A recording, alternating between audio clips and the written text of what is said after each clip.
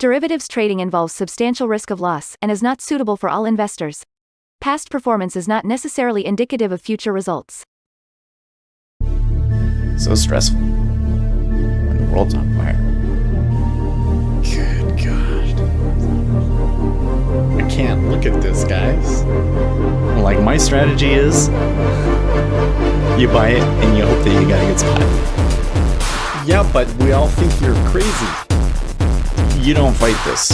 No way. The markets are freaking out and you don't think that anything is wrong? Come back tomorrow and I'll lose it all. Should be fun. Good morning. Today is the day, CPI. And if we come over here to our DOMs, you can see that the market is already selling off ahead of the news. So do they know something? We'll see. The market overall, the sentiment, like, everybody seems to be afraid of this report. So let's come over. Look at the volume profile. So you can see here, we are breaching lows and pushing down. So if this ends up being a bad report, it could be pretty ugly, but we'll see. It kind of seems like it's already a crowded trade. Here's the S&P 500 also selling off yesterday. The news on Apple, like, after an initial pop, they sold into the close. Here we got oil continuing to pressure. And we got silver and gold, still down from yesterday. So silver and gold seem to be, like, afraid of higher interest rates and inflation. The dollar is still within its range, 104.76. And Bitcoin, after doing a dump the day before, did a little bit of a pump yesterday. And they're still kind of in the noise after all that. So that's where we're at. Okay, so for the numbers here, we get US CPI month over month, previous reading, spot 2, consensus estimate, spot 6. So because oil has gone up, they anticipate the top line inflation to go up, but core CPI, which excludes food and energy, they expect to be spot 2. That's the number that we're going to be paying attention to. Core CPI month over month, the estimate is spot 2. And I personally believe that it is likely to come in line at spot 2. Now, just because I've had people asking me questions about it, and this always is a thing, guys, this report is going to be a monster. Look, we are 5 minutes out and they are already pulling the liquidity. So this is the most anticipated CPI in probably 6 to 9 months, okay? The market is really watching this one. There is going to be an insane amount of volatility after this number hits. I would not recommend holding a position into this news because this thing is going to move so much that it could wipe your account out in one fell swoop. Okay, this is, heavy hitters only. That's probably not you. That's definitely not me. I might on occasion hit it with the micros, if I can see that there was a clear move and the micros aren't going with it, I will hit. Okay, but on this one, I think I'm gonna be sitting on my hands. It will not activate my accounts. Maybe 5 minutes afterwards, when we're getting into the aftermath, we can trade it. And by the way, this what I just said there holds even if they are in line. Oops. If this number is in line with expectations, we get spot 2. You might still see an insane move. I would think that they would buy if it was in line, but you may still see an insane move. Okay, so if you're new to this, just be warned. Okay, this is going to be massive. We may play it on sim though. If we come up here into the treasuries, because that's probably going to be like the only place with liquidity. So let's see how it goes. All that said, I'm hoping for a move up in the treasuries after this. So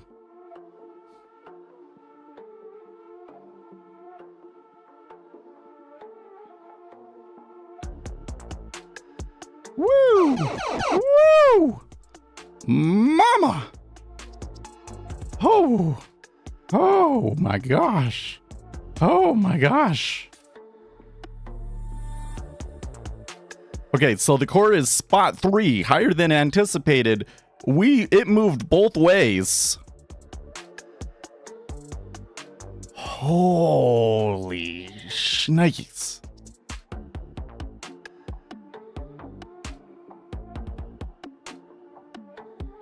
So the core, the headline spot was in line spot 6, but the core was spot 3 versus spot 2. And it looks like it went both ways. I mean, net, it's selling, but like the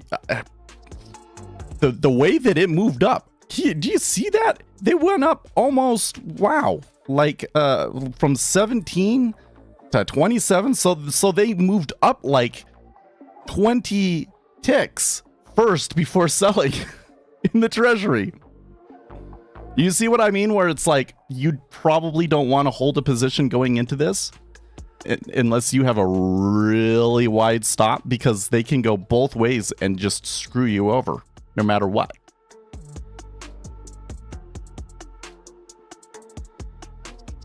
I suppose if you were providing liquidity in that situation and you were, you were long and then got out first, then maybe you got lucky. But man, that was one. and the amount that it did it, you have to risk it to get a biscuit. Well, I tell you what, this is exactly why I don't like the contests. Like we got the CME contest going on, because basically to win the contest, you've got to play the CPI correctly, right?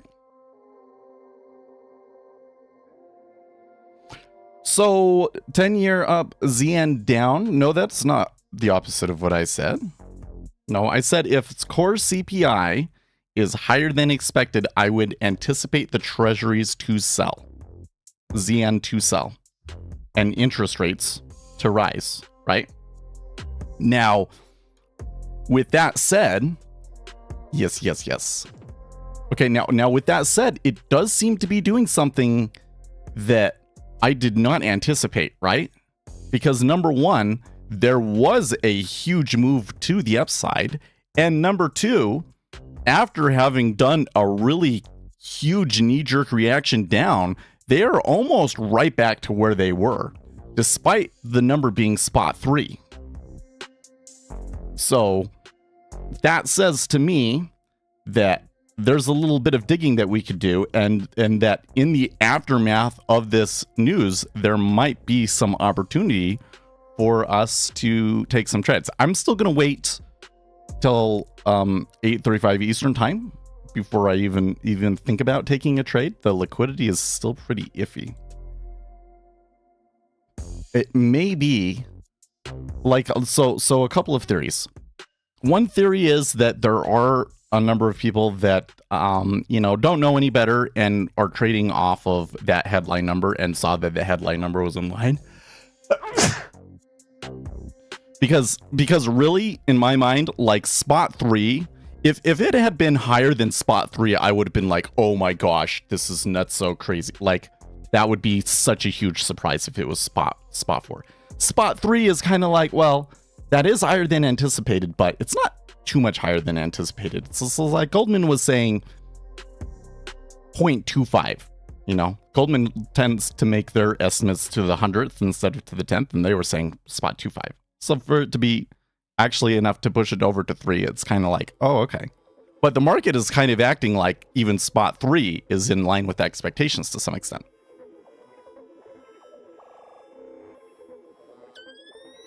So it could be something to do with that. It could also just be liquidity and the currencies moving around. I mean, look at what that dollar did. The dollar, really shot up there. But so here's your opportunity. If you have a really strong opinion about the way that this should go now after that CPI number being released, it's back to break even. You could take the trade, right? But I think that this changes the calculus from here now. we get PPI tomorrow. I don't know if that one's going to be a big deal or not. And then we got the ECB on Thursday. And overnight, we were getting some news from the ECB that seemed hawkish. So let's try and do some more research on that, okay?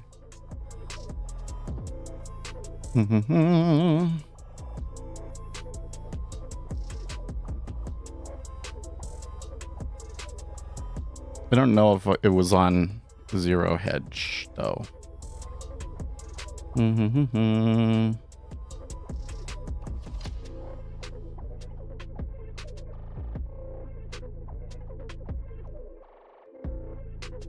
No, it's not there. So let me try.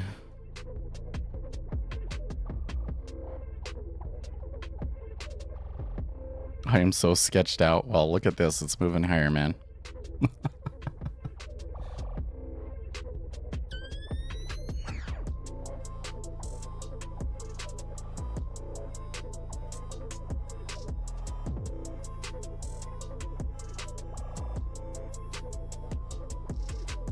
So everybody that was short because, you know, they thought the number would be high and then it's higher and we're going high and it's not going down are like flipping out right now, you know?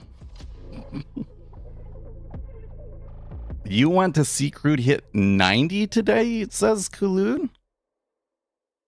Why do you think that it would happen today? Is that just a hopeful thinking?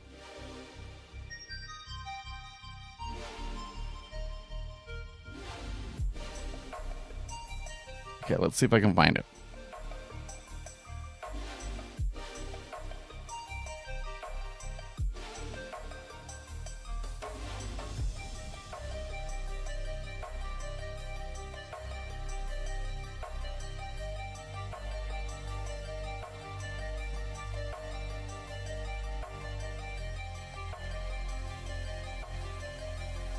EGB's softer after hawkish ECB sources, while gilts remain in the green after particularly soft growth at data.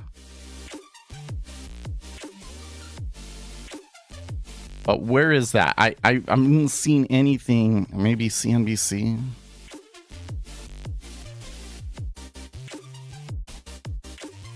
I come in here to Google News.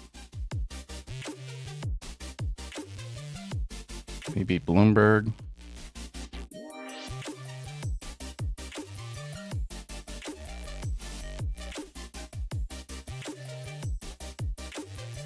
We have so much open interest at 90. Okay.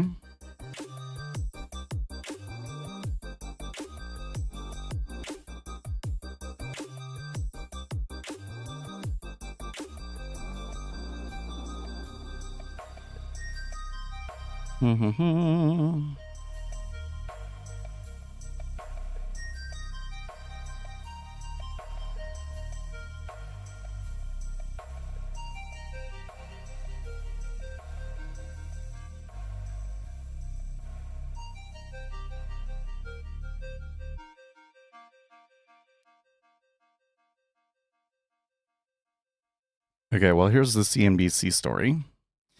The European Central Bank is set to keep rates steady Thursday as economic activity in the euro area decelerates at a faster pace than previously expected. Shoppers in the region are holding back on spending as inflation eats up their disposable income, while the manufacturing sector has been in decline since around mid-2022. Economic theory would suggest that these two factors would drag inflation down, but whether this will prove to be the case is still open debate inside the walls of the Frankfurt institution. While Doves will argue that it is just a question of time before weaker growth feeds into lower inflation, the hawks lean on part of the weakness in growth stemming from supply rather than demand, said Paul Hollingsworth, chief economist with BNP Paribas, in a recent research note. As a result, price pressures might be less sensitive to weaker growth than would typically be expected. Headline inflation for August was slightly higher than expected at 5.3%, but core inflation, which excludes energy and food and is closely watched by the ECB as a gauge of underlying price pressures, fell in line with expectations to 5.3% as well, down from 5.5% the month prior. More information on what the ECB thinks about inflation and the growth trajectory will be revealed in a new round of staff projections on Thursday. The market expects revisions to both the ECB's GDP and inflation outlook. With the given recent data, the staff are likely to revise down the near-term outlook for growth, said Deutsche Bank's ECB watcher Mark Wall. Tighter financial conditions and slower growth should translate into a lower level of core inflation by the end of the forecast horizon. The outlook is still very uncertain. That's what President Christine Lagarde stressed at Jackson Hole last month at the Federal Reserve's annual conference. The past few years have seen numerous shocks which have caused lasting effects on the economic system and the transmission of monetary policy.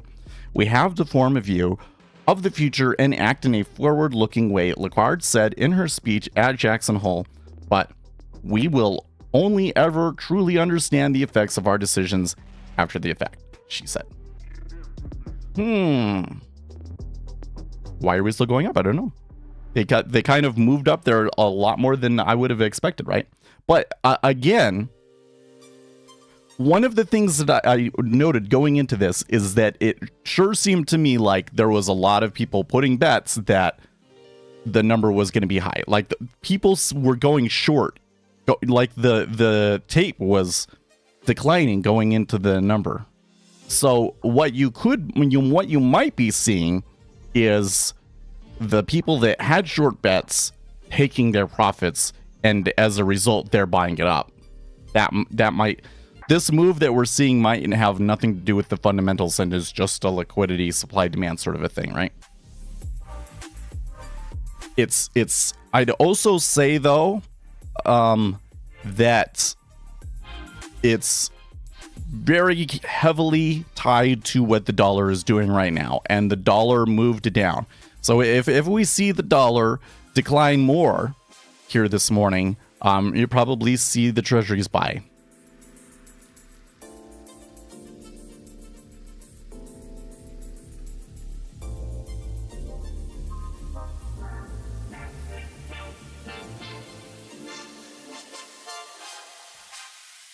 See, I don't see this story that is like this hawkish euro sources. But that CNBC story suggests that they are not going to raise interest rates. And right now, the market is maybe like 40%. 60-40 that they will not raise. So, I guess we'll see.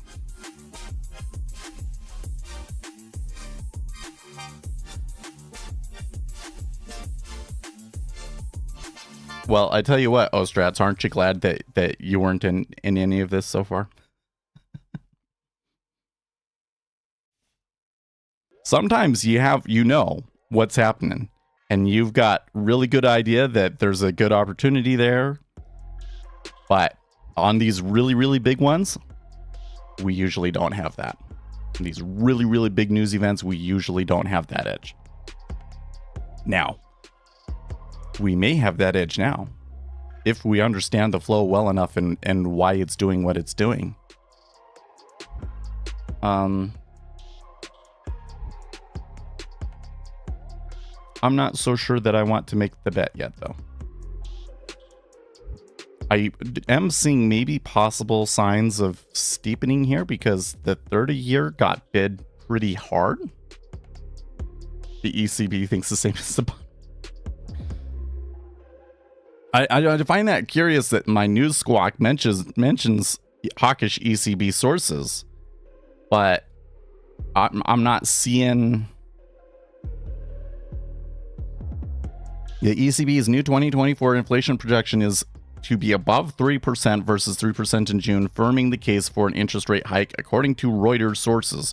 Furthermore, the ECB is to cut its 2023 and 2024 economic growth projections to be broadly in line with market expectations, while a source said the rate decision is still a close call and formal proposals for the meeting have not yet been presented. Market pricing now ascribes a 79% chance of a 25 basis point hike at Thursday's meeting versus a 50% in recent sessions. Okay, that's the piece of information that we have from the news squawk. I guess it's Reuters, so let's look.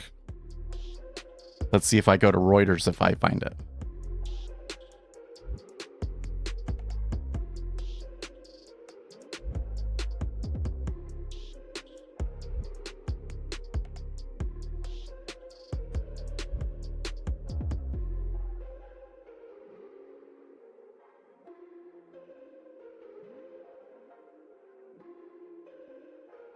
I search for ECB on Reuters, I don't even find the story that they seem to be citing. So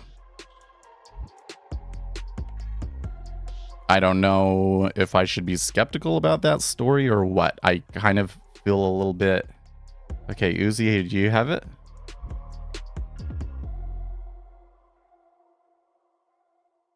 It says we can't find that page when I visit it. Maybe only Reuters subscribers get it.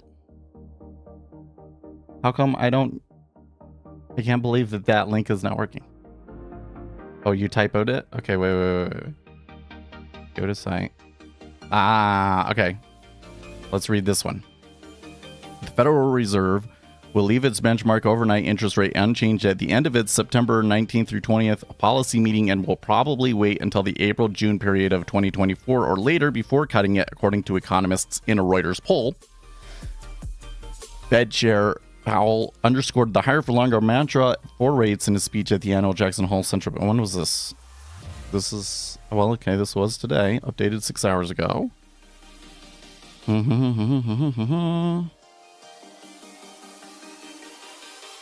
Where does it mention the ECB? The ECB isn't even mentioned in that story, though, Uzi.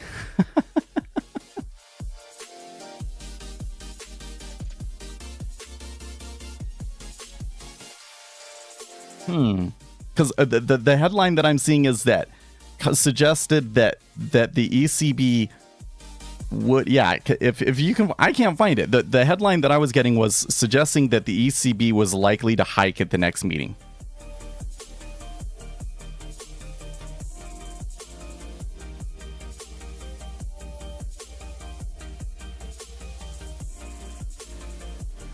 Gotcha. It's okay.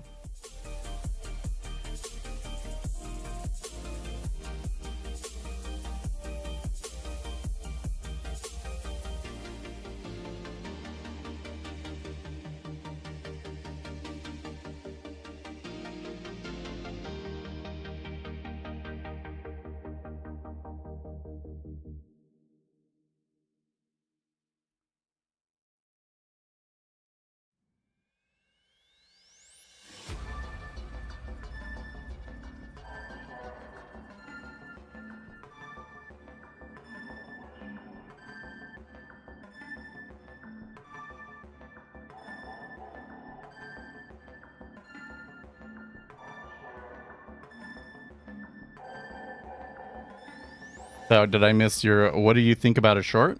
I don't know.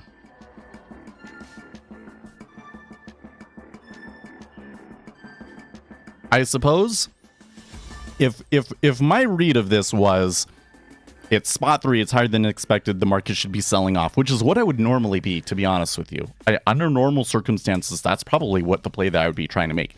Anything above the open would probably be an okay price to sell with. But the way that this is played out in the flows and everything makes me think that everybody's positioning going into this move matters more than what the number actually was. And that, therefore, makes me very, very weary and cautious about making a big play here. I think that I would rather be trying to find something in the flow that's a little bit off and suggests, that we'll move a little bit. Like if I wanted to go short, maybe a huge iceberg showed up on the offer or something like that.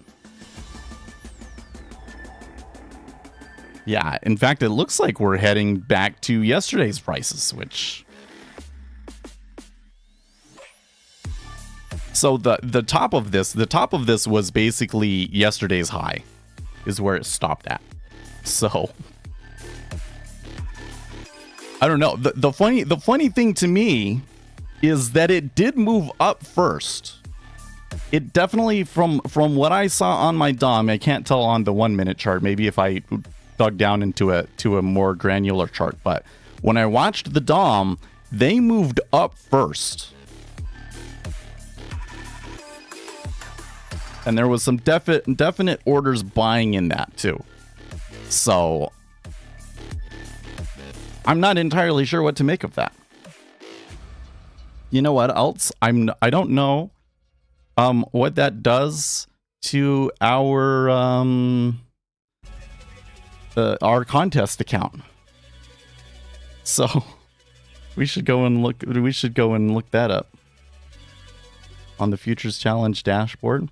Like would a move down like that be enough to exhaust my margin and push me out of positions? And then does it actually go out of the positions, or what does it do?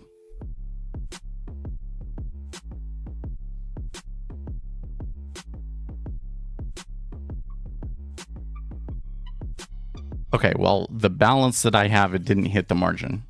It does have me down by like 4K, but...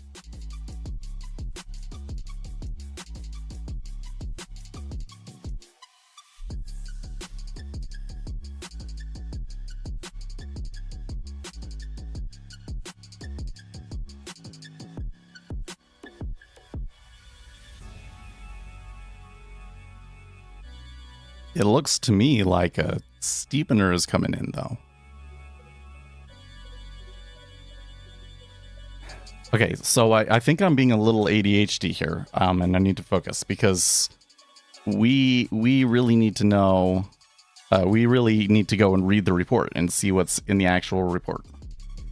Okay, so let's just read Zero Hedge's synopsis of it. Following July's rebound in headline CPI, August was expected to see that accelerate further, driven by surging energy prices and the healthcare methodology changes. Headline CPI rose 0.6 month over month, but pushed the year-over-year change to 3.7, up to 3.2 prior and hotter than the 3.6 expected. That's the biggest month-over-month change since June of 2022. There was a big turnaround in airline fares. They rose 4.9% after dropping 8.1% in each of the previous 2 months, but gasoline's 10.5 month-over-month jump dominated. Core CPI rose spot 3% month-over-month, more than the 0.2 expected, but the year-over-year declined to 4.3 as expected from 4.7 prior. So that maybe is a piece of information there that tells us perhaps why, even though it was spot 3, the market seemed to not care so much. Shelter inflation slumped. The August rent inflation 7.76 year over year, down from 8.03 in July and the lowest since November. August shelter inflation 7.27 year over year, down from 7.69 in July and the lowest since November. And perhaps most importantly, the Fed's new favorite inflation signal, core services CPI ex shelter, surged 0.53 month over month and year over year remains over 4%. Core services ex shelter. So if you take out the shelter component, the services is higher, which matches what we got in the PMIs. It doesn't it? But it kind of suggests a stagflationary environment, still, doesn't it? Which is to say, not necessarily that prices are like increasing like really rapidly or anything, but that consumers are still really tired from the big price increases and so forth. On a month-over-month basis, energy cost increases dominated the increase. Gasoline contributed to more than half of the gain in U.S. CPI in August, but on a year-over-year basis, energy deflation is helping, but less and less so. Turning the cost of things to the ability to pay real wages. Is this second straight monthly increase in CPI year-over-year an inflection point, or is M2 still leading the trend? Probably the M2 still leads the trend, but we'll see. Is the over optimistic view of the world heading for a disinflationary soft landing about to crash on the shores of commodities realty island? No, I don't think so. I'm at this time, I am more concerned about a deflationary recession of sorts occurring here, rather than another wave of inflation, to be honest with you. That could change very quickly, because if oil starts, once you get oil over 90 and then $100 a barrel, then I think that,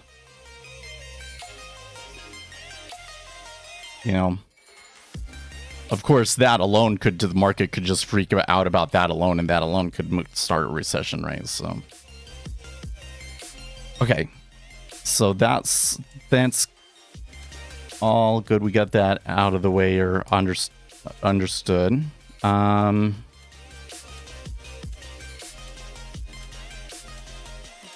Let us now head to Twitter to see if we get any good. Okay, so let's start with Nick Timmeros. Core CPI inflation was a touch firmer than expected with a 0.28% increase in August. That dropped the 12-month core inflation rate to 4.3% in August, 6-month, and blah, blah, blah, blah, blah, blah. Mohammed A. El Arian, after an initial spike in reaction to what were broadly inline CPI inflation numbers, yields on U.S. government bonds are largely unchanged on the day. The popular media headlines will focus on an inflation rate that is now 3.7%, the second consecutive month up.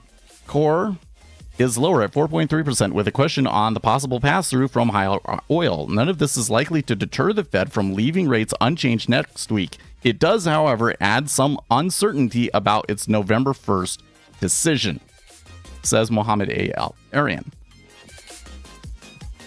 Nick Timmeros. The glass is half full view of this inflation report is that any of the last 3 months of core inflation have been the mildest such readings since September 2021. Why am I having a hard time speaking? The glass half empty view is that August core CPI wasn't quite as low as the last two and a touch above expectations.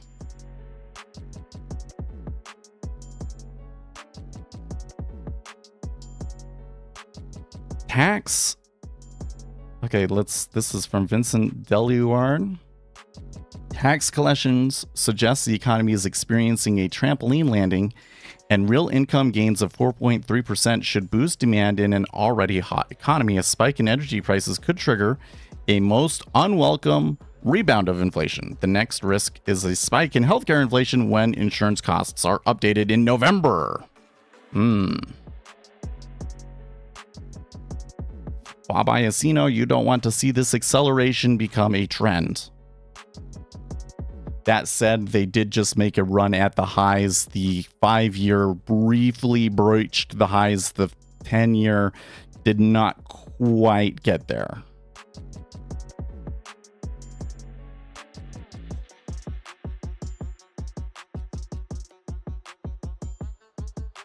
That's a nice pullback that kind of provides us an interesting place to play, but I'm kind of feel like that 4.29 is fine.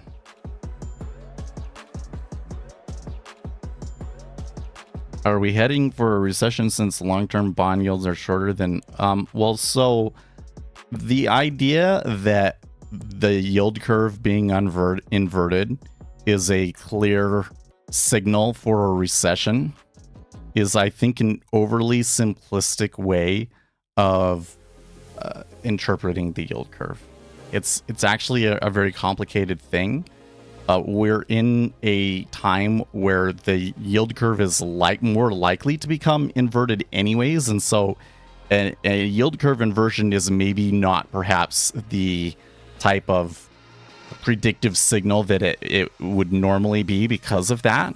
But then on top of that, economists can't necessarily explain why a flat yield curve tends to lead to a recession. Is it the market making a prediction that the market knows that we're likely to go into a recession soon? Or is it that the inverted yield curve tends to cause a recession? We don't know. But the one thing that we do know is that we've been inverted for over a year and nothing crazy has happened yet. And in fact, the market still seems to be pricing that a soft landing is possible. So it seems to me that at least the current market doesn't seem to care whether the yield curve is inverted or not. So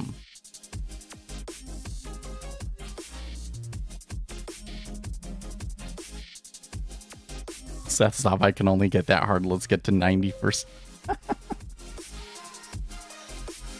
$100 a barrel would be like crazy. I am concerned. So on the Ukraine front, I am concerned. I see some signs of escalation.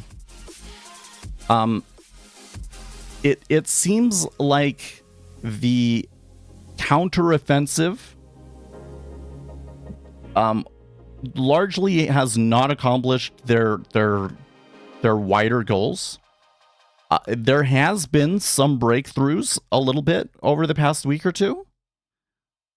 So they are making progress, and it's not over yet. Like, winter's not here yet. So they may, as of yet, still do it. But it seems overall that people are coming to the reality that the counteroffensive is not going to be as successful as they had hoped. Because what they had hoped was that they would get back to the sea, and that would cut off the Russian supply lines, and then they would be able to take everything back. This doesn't seem to be happening. So, meanwhile, like last night, there was an attack on Russian ship port. So, it seems that the Ukrainians are starting to get more and more, shall I say, brazen in how they fight back against the Russians, and in a way that could possibly escalate. And, you know, is the possibility for like a World War III there? I suppose it is. That's not necessarily what I'm concerned about, per se. But in terms of like the price of oil and gas and all of these other sorts of things, there might be another wave of this because of concerns about the Ukraine war. Because what I'm seeing right now is that this is a conflict that's going to be with us for a long time.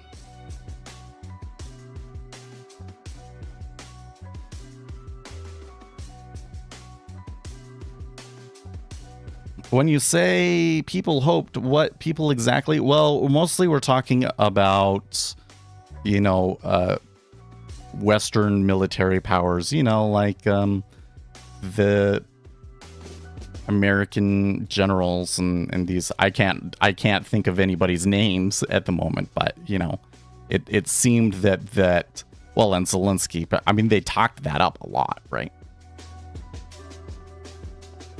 Why would so there is a period when things start to get cold where everything gets muddy, and my understanding is that makes it very difficult to do just about anything.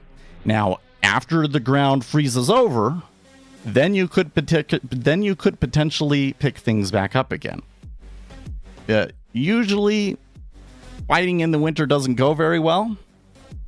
I'd have to say, winter is usually not a very good time for offensive people, you know, like to make pushes and stuff like that. But you may be right in questioning that they will end that, you know, maybe they do continue through.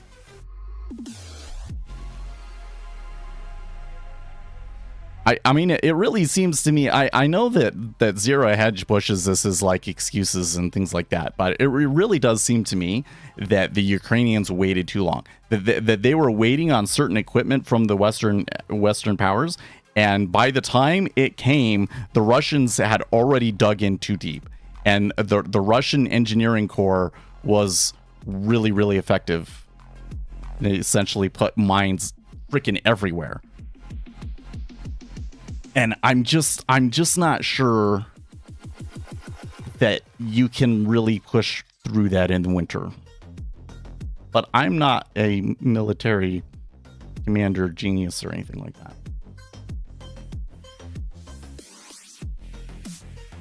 That's just like the,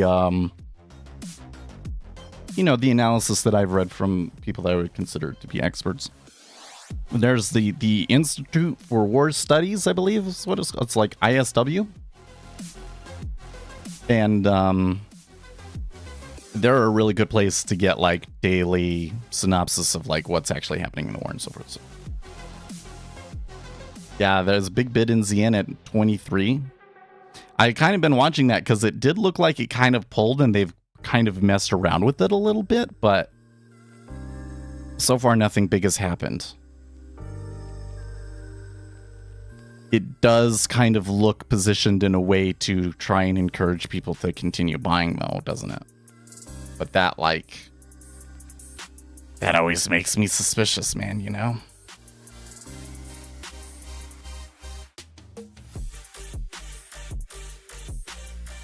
You went short and lost $10? Well, was an okay shot, though. I mean, you probably got a little bit of downside action, didn't you?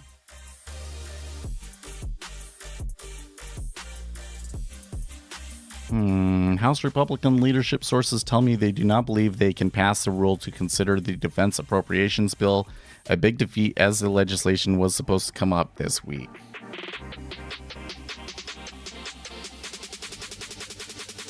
Congress could get interesting here in the next few months because, like, they've opened up the impeachment, what do they call it? Inquiry? An impeachment inquiry? I don't know. It's really interesting to read my friends on the right about all of this because they're very upset that they weren't doing anything, and now they're very upset that it's just an inquiry. But, like, I don't think that they realize that, like, in a court of law, that what we have right now is not enough to convict somebody. Like, if this was not impeachment and in Congress and everything, I don't think that you could prosecute and get a conviction on just what we have right now. But at the same time, in the real world, in normal situation, the FBI would absolutely be investigating this deeper and getting some information that's being withheld from Congress and so forth. So I think that an inquiry is the right call. Gives them the ability to actually dig and, you know, have legal power to force evidence to be, you know, given things that they're that different agencies and so forth are dragging their feet on. Congress will have that. And so if there really is evidence and enough to convict them, we'll find it. Right? So, I don't know. But I just find it kind of weird the way that people are reacting. It's like, well, because Democrats are like, they've got nothing. And I'm like, well, but the point of an inquiry is to find the something if it's there. Like, yeah, like they have any on Trump. Totally. Well, now Trump is maybe a little bit different of a situation, though, right? Because we have, like, suspicion of serious crimes by Biden, like Biden and corruption, these sorts of things, right? What they have on Trump is kind of more like a novel legal theory. Like, we think, based on what he's done, that we can make this case in court using these kinds of, you know, arguing it a certain way, that we'll be able to get a conviction on a law that was never intended to be used this way. Is kind of what that comes down to. Like, in particular, this whole thing that, like, Donald Trump was defrauding the United States in claiming that the election was stolen. Well, in order to do that, you have to present evidence of his state of mind that he knew that it was incorrect. And everything that I've heard from this is like, well, they had all these experts that were telling him that it was so, and he would have all the information. Yeah, but the whole thing is that he was ignoring these people, that he was seeing reports from individual voters claiming voter fraud, and he felt that the authorities weren't looking into it. So I think it'll be very, very difficult to prove that he did not believe that the election was stolen. And on that one in particular, I don't think that one's actually going to work for him, you know? This is a little different. But I think your point was that they didn't really need a whole lot to be able to be willing to go after Donald Trump, did they? No, they didn't. But here's the other thing. those are all local municipalities that are doing it. These are all rogue prosecutors that are doing it. It's a kind of a different thing when it's the House or their Department of Justice is doing it. Because quite honestly, if the Republicans do this inquiry, and then I kind of feel like that they're almost obligated to try to impeach, even if they don't really get very good evidence from their inquiry. So then if you do the impeachment attempt and it fails in the House, then Republicans look pretty bad. I don't know if that really affects the election or not, but it would on average tend to hurt Republicans, you know? So like there's risk to it.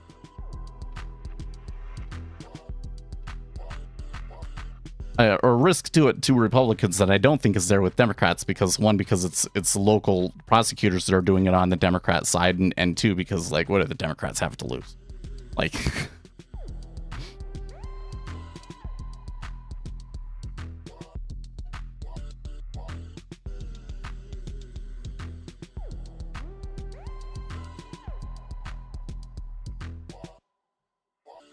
yeah. Well, now that's the other thing is I really don't feel that because the Democrats attempted to impeach the president over pretty flimsy things, that now Republicans should try and impeach over pretty flimsy things. I really feel that impeachments, including against Bill Clinton, have been very abused, and I don't want to get into a world where every president gets impeached, right?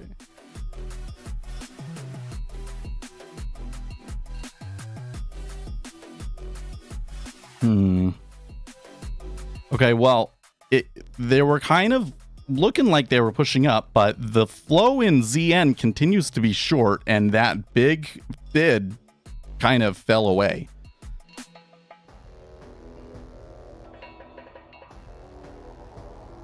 So we're kind of coming to seller average position. I am a little tempted to try and go short here now, although I don't like the price.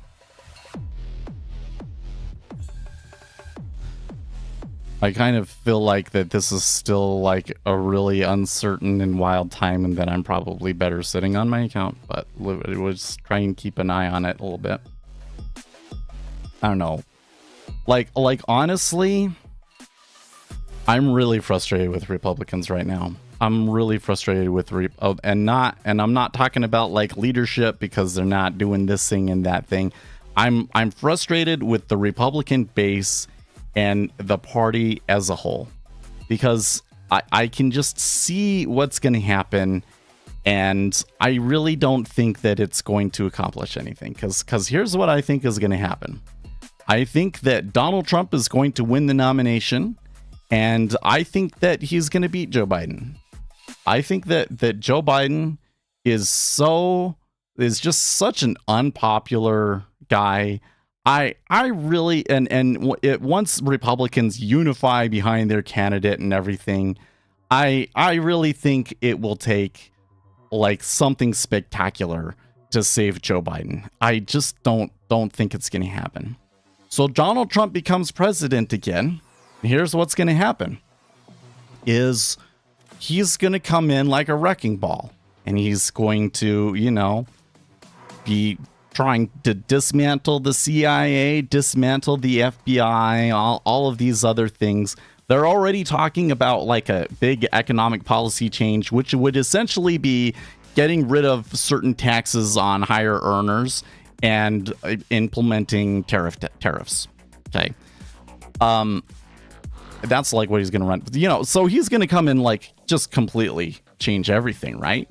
And then here's what's going to happen is Democrats going to come along and change everything and just put everything back to the way that it was. See, there's a fundamental problem with strategy for depending on your ideology. Okay, there's like liberal and there's conservative. Okay, so in general, the liberals, they like new ideas, Okay, what's the problem with the liberal strategy? Well, most new ideas are stupid. And liberals don't seem to be very good at being able to filter out the good ideas from the bad ideas. And so this is why you constantly find liberals. They'll do these things like, oh, it would be a great idea to like give reparations. And so then they go forward with it. And right as they're about to like start giving people money, all of a sudden it's like, oh, most voters don't like it. There's like really big problems with, you know, that can cause inflation and all these other problems. You can't actually afford it. Like, man. Some of the Democrat ideas are really dumb and they don't vet them very well. Okay. Conservative tends to be, you know, more like we can change and progress, but there's a certain way of doing it. Okay. What's the problem with the conservative strategy? Well, the problem with the conservative strategy is that part of an effective policy is effective implementation. The more that you build something new, the better that you get at it.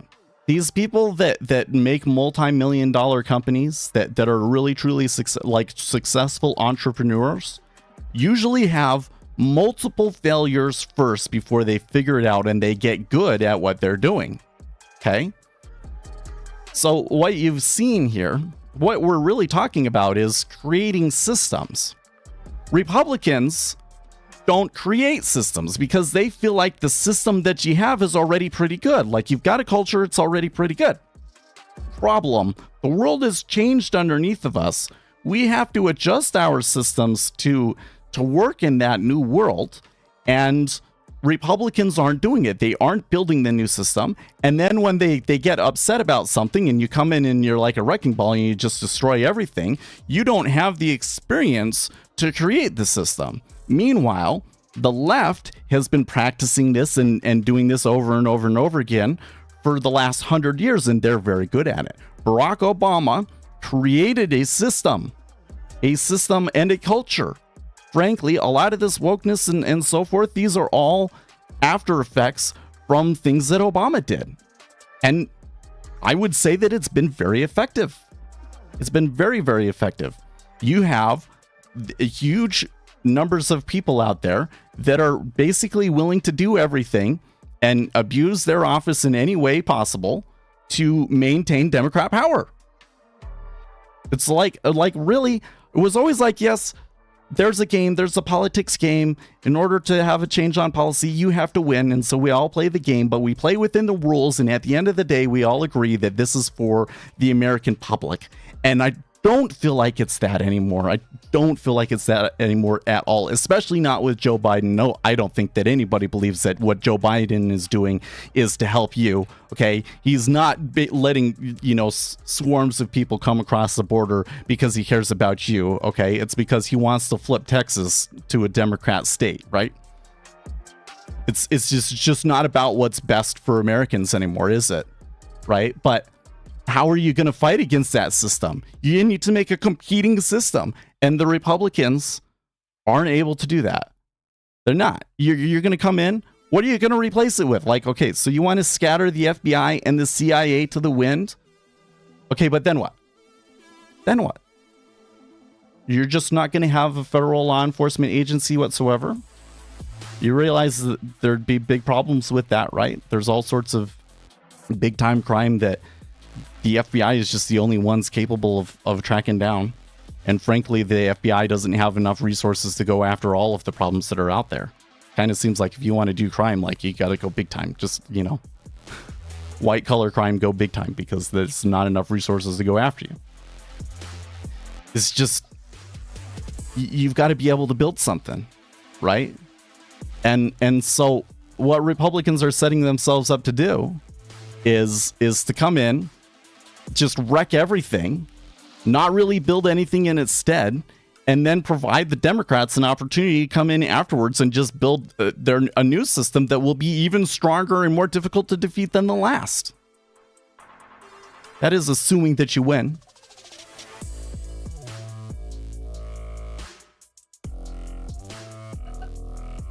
If you're a Republican, the most productive and valuable thing that you can do is is to build systems of community. Work on building your local community, whether it's your group of friends or if there's civic stuff that you can do or whatever the deal is. And start practicing that skill of building systems, because we suck at it.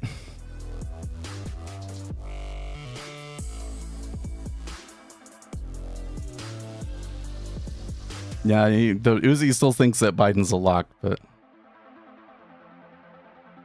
yeah, if you're a Republican, well, you need to have the skills that the Democrats have, yes. Don't do the things that don't do Democrat policies.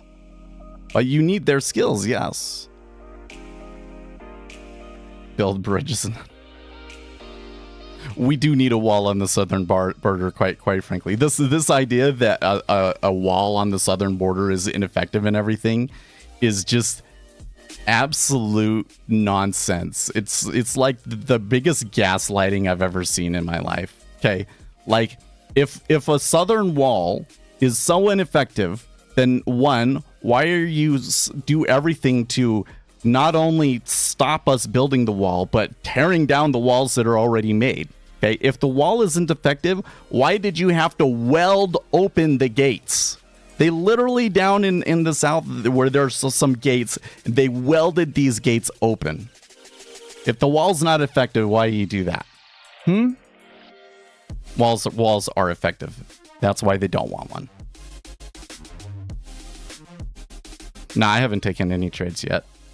I was kind of sitting here looking at it thinking, there might be something happening. Maybe it'll go short. It seems like there's going to be a little bit of a pullback here first, so we'll just kind of see. Like overall, I still have like the CME contest account that is long, so I'm hoping that we continue to see the bonds move up.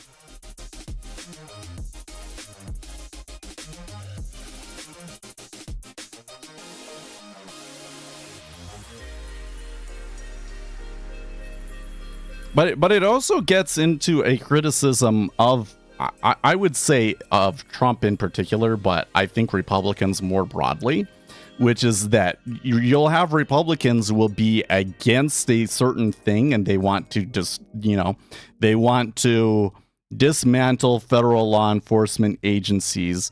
They want to dismantle Obamacare. They want to change the tax system. Well, okay, for taxes, they actually will have concrete proposals on taxes. But for almost everything else, they don't ever really say what they're going to replace it with. Or there's something that it's kind of like implied that it would be replaced with that is not actually practical. Right? So like the best example of that one is Social Security, right? A lot of really far right leaning people would rather get rid of Social Security. Okay, and what would you replace it with? And then they're like, well, we're going to talk about it, and but there can be shifts.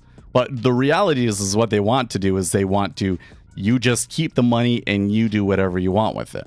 Would probably be a disaster, to be honest with you, because most people would not use the money wisely, and it would result in a huge crisis of homelessness and problems with elderly people in the country like we had before Social Security happened.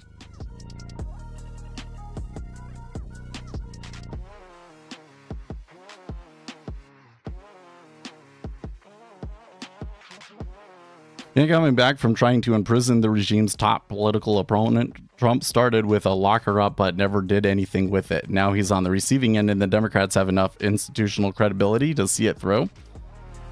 Yeah, they really, I don't know. So here's the thing. Did Trump really have the opportunity to go after Hillary? I don't know if he actually did. How he would have accomplished that, right? He would have needed to have put somebody in the Department of Justice that would say, actually, we are going to go after her and all of this sort of thing. I don't know, it would have been hard.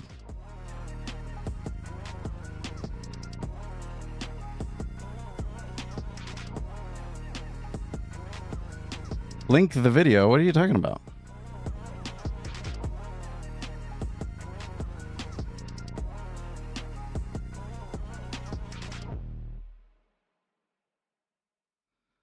Well, why can't we just get along and work towards one common and our common good? I'll tell you why.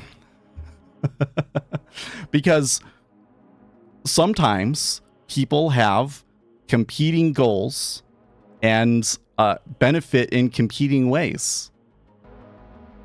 Like just to be straight with you guys, like, okay, I know I'm saying dangerous things, but this is just the reality that the sooner you accept that this is reality, the better, okay?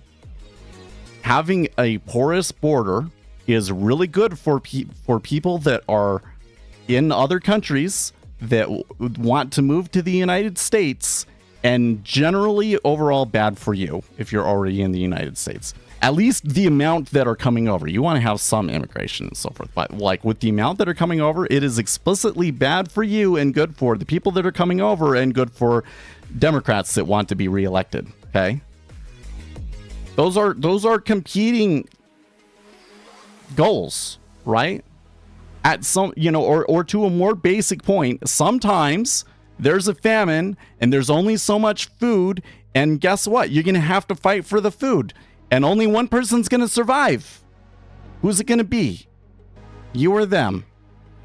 You think that it's wrong to go and get what you need?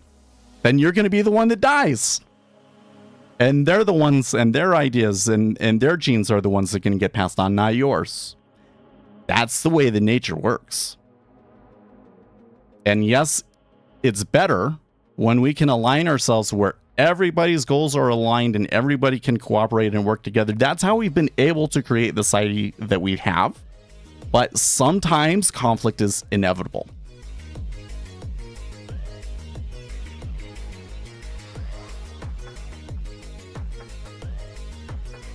The conflict lies in Democrats thinking it comes from the demand side and Republicans thinking it comes from the supply side. I don't know about that, but you're right that tends to be the way that Democrats and Republicans work. I am not convinced that the Democrats'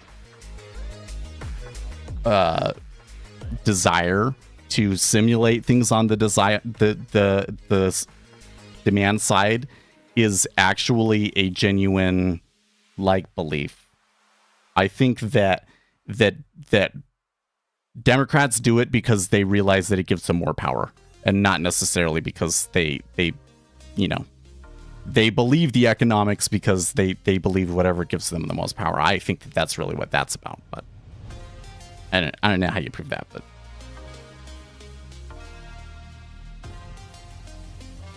yeah, no matter how much capital infusion the Democrats give us, it all goes up to the supply side. Yeah.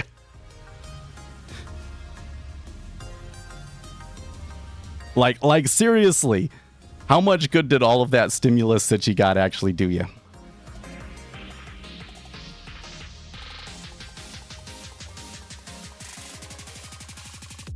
Well, no. Well, when they shit on trickle-down economics, what they're doing is they're beating on a scarecrow, because there's nobody their presentation of what nobody has ever said I believe in trickle-down economics, and the argument that they actually say is nobody's ever made that argument either.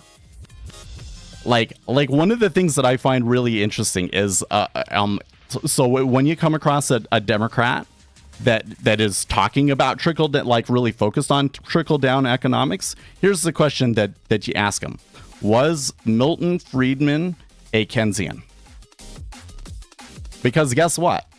They're going to say, well, Milton Friedman, he was the guy that came up with all of the supply-side economics and was he's the big conservative economist that they all hate, right? So, of course, yes, he was totally pro trickle-down economics and did not believe in what we Democrats like, which is Keynesianism, right? That's what the naive person will think and say. But the reality is that Milton Friedman was a Keynesian and essentially just progressed Keynesianism for a little bit further by adding more nuance and detail to what we already knew.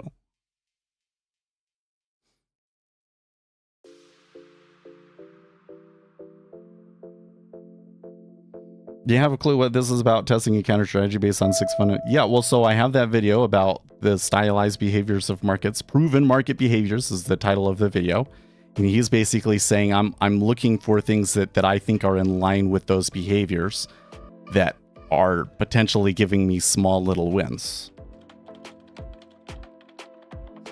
I think that it would be very difficult for you to make money just from that alone, scalping, but it's possible.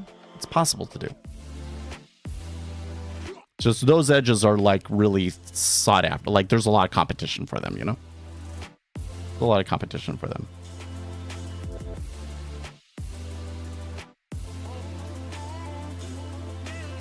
Why do Americans choose from just 2 people to run for president? Well, because the system is set up in that way.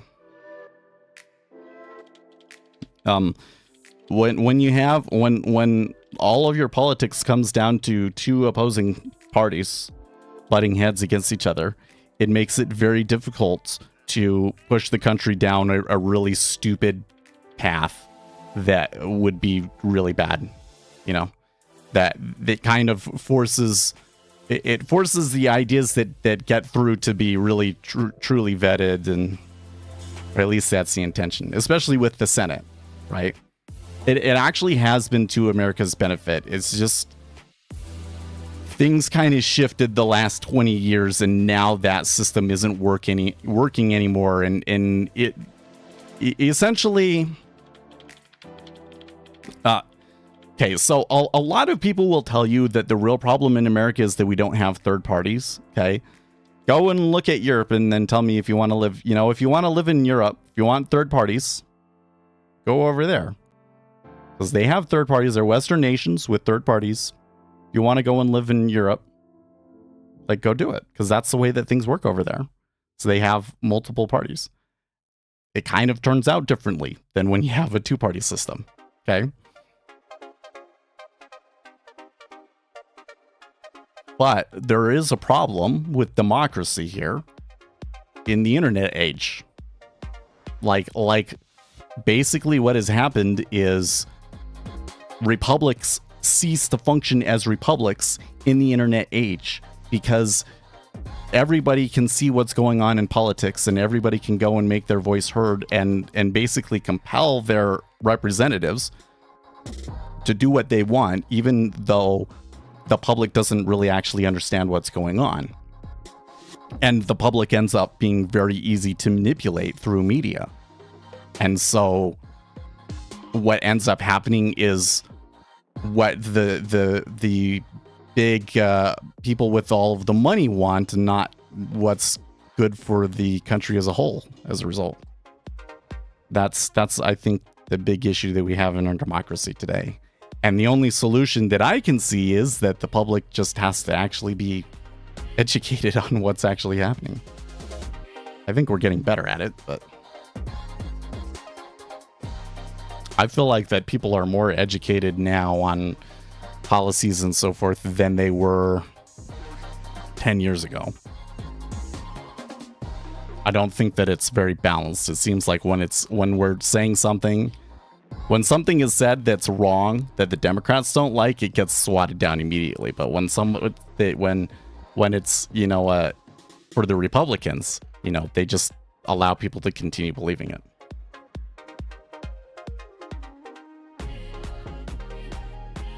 Was that a breach of the highs? Not yet. We're so close. I don't know if it's are they going to be able to do it? So often when you have a big news event like that, the initial volatility is so wide that kind of becomes a line in the sand that they just can't cross. But maybe they do it. Politicians and diapers have one thing in common: they should both be changed. No, I don't agree with that. Okay, so here's another one, right? Drafting legislation, working together with other people in Congress, navigating the political system is something that takes skill, and it's a skill that most people don't have. So having politicians that have been in Congress for a very, very long time is a good thing. If you if you could only be in there for 1 or 2 terms, then you just end up with a Congress that has no clue what's going on, And they would essentially just always do what the special interests and the what do we call this?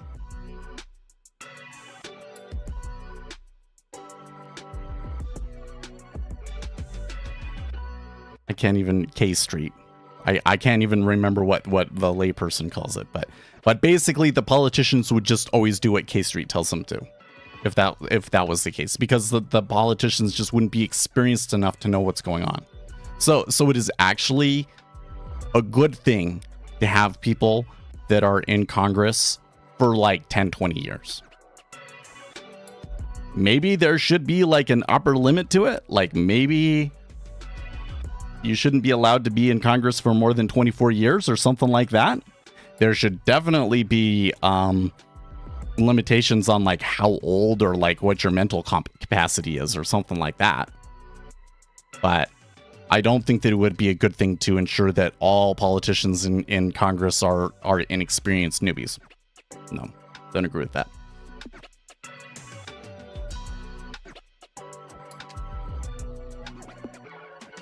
Yeah, but that's why we have a republic. Democracy is 3 wolves and 1 sheep voting on what to have for supper. But that's why we have a republic.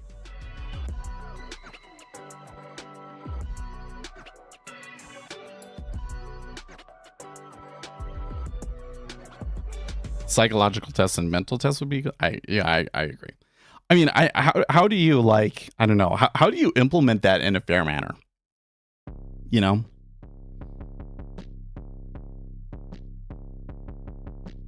What would be the test? And it, you know, because one of the problems that you're going to have is like, okay, so like Dianne Feinstein probably shouldn't be in office anymore. So it has to be a test that she can't pass, right? What does that test actually look like? It's one of those things that sounds like an easy decision in theory, but like the actual implementation of it becomes a big problem, right? But this is the larger point that I'm trying to make here to you guys, right? Implementation matters. You have these great, like, implementation matters more than the idea most of the time. Should I say most of the time? I don't know how to qualify that, but you know, like when it comes to business, and frankly, when it comes to trading, a lot of the time, the implementation matters more than the idea. I can look at it here. You can see it here on this trade, because here on this trade, the idea was that the CPI was likely to be in line and that we would buy after the CPI. I was wrong, but because I was able to read what the market was doing correctly, I just didn't bail on that, on that position, and I just held it, and it's working out for me because my implementation was effective. Republicans don't have very good implementation right now. They just don't. You have all these great ideas, but then when you go and actually try and put them in office, like nothing happens because you don't actually have concrete ideas. You're not practiced on doing things. You're just like Uzi was calling it, like controlled opposition. Like your only thing in life is to oppose doing something and to prevent somebody else from being able to do something. But when you actually get enough power to actually do something, you don't do anything with it because you don't know how.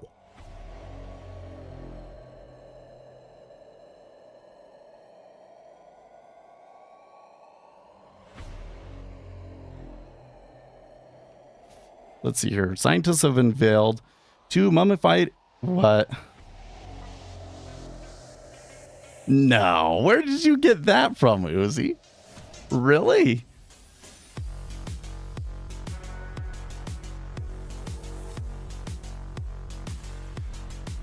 I don't believe you.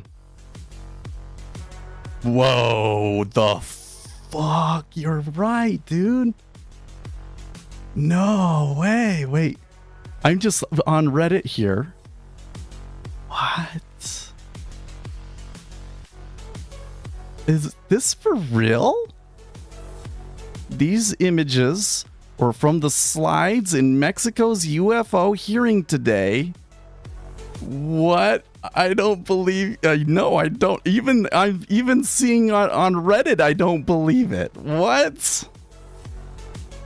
I mean, here I am, been saying here this whole time, like for the last, man, it's been a long time now. Because to me, it seems like it's only been something going on in the last year or so. But like, turns out that like the first kind of like headlines about this stuff were like 4 or 5 years ago now, right?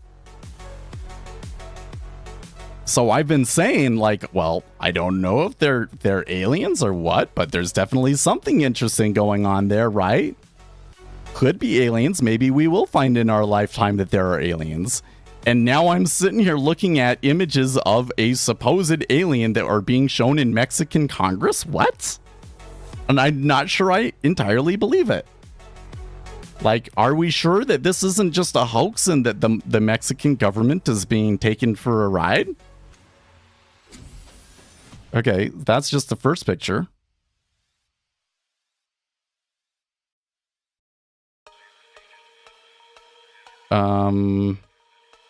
Okay. So they've got like MRIs and stuff.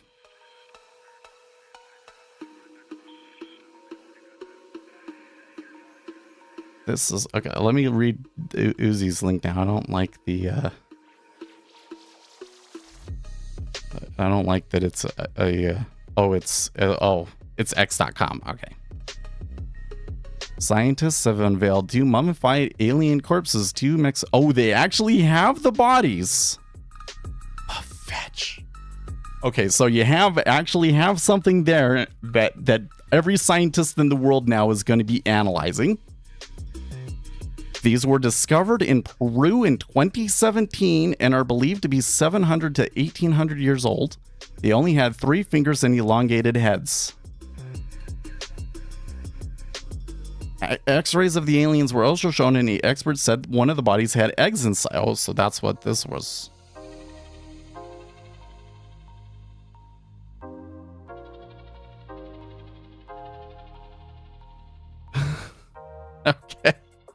Okay. Let's go back over here. Let's see if we can get like a more like...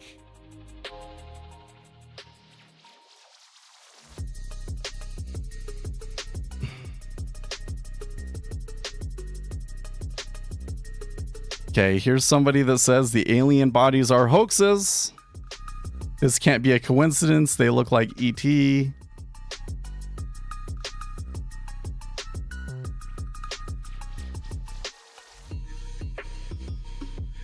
Oh my gosh, this is one where it's like so crazy that like every post here on r/aliens is about this. Interesting that the one with the most comments is the one that like says that it's not. Oh, okay. That's the biggest ones. This is the photos. Okay. Hoax. Okay, so here's what this guy says. The so-called Nazca mummies were promoted primarily by a Mexican ufologist named Jamie Mauson. He was involved in showcasing these mummies, which were purported to be ancient and of a non-human origin. Photos and X-ray images of these mummies were circulated depicting elongated skulls and odd 3-fingered hands. The sensational claims attracted global media attention.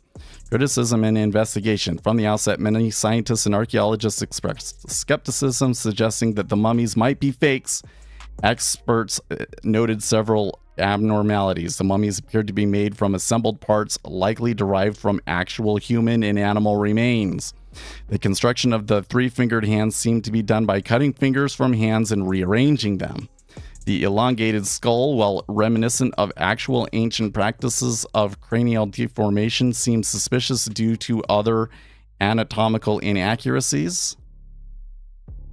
The Unearthing Nazca series, the digital platform Gaia.com produced a web series titled Unearthing Nazca, where these mummies, especially one named Maria, were showcased.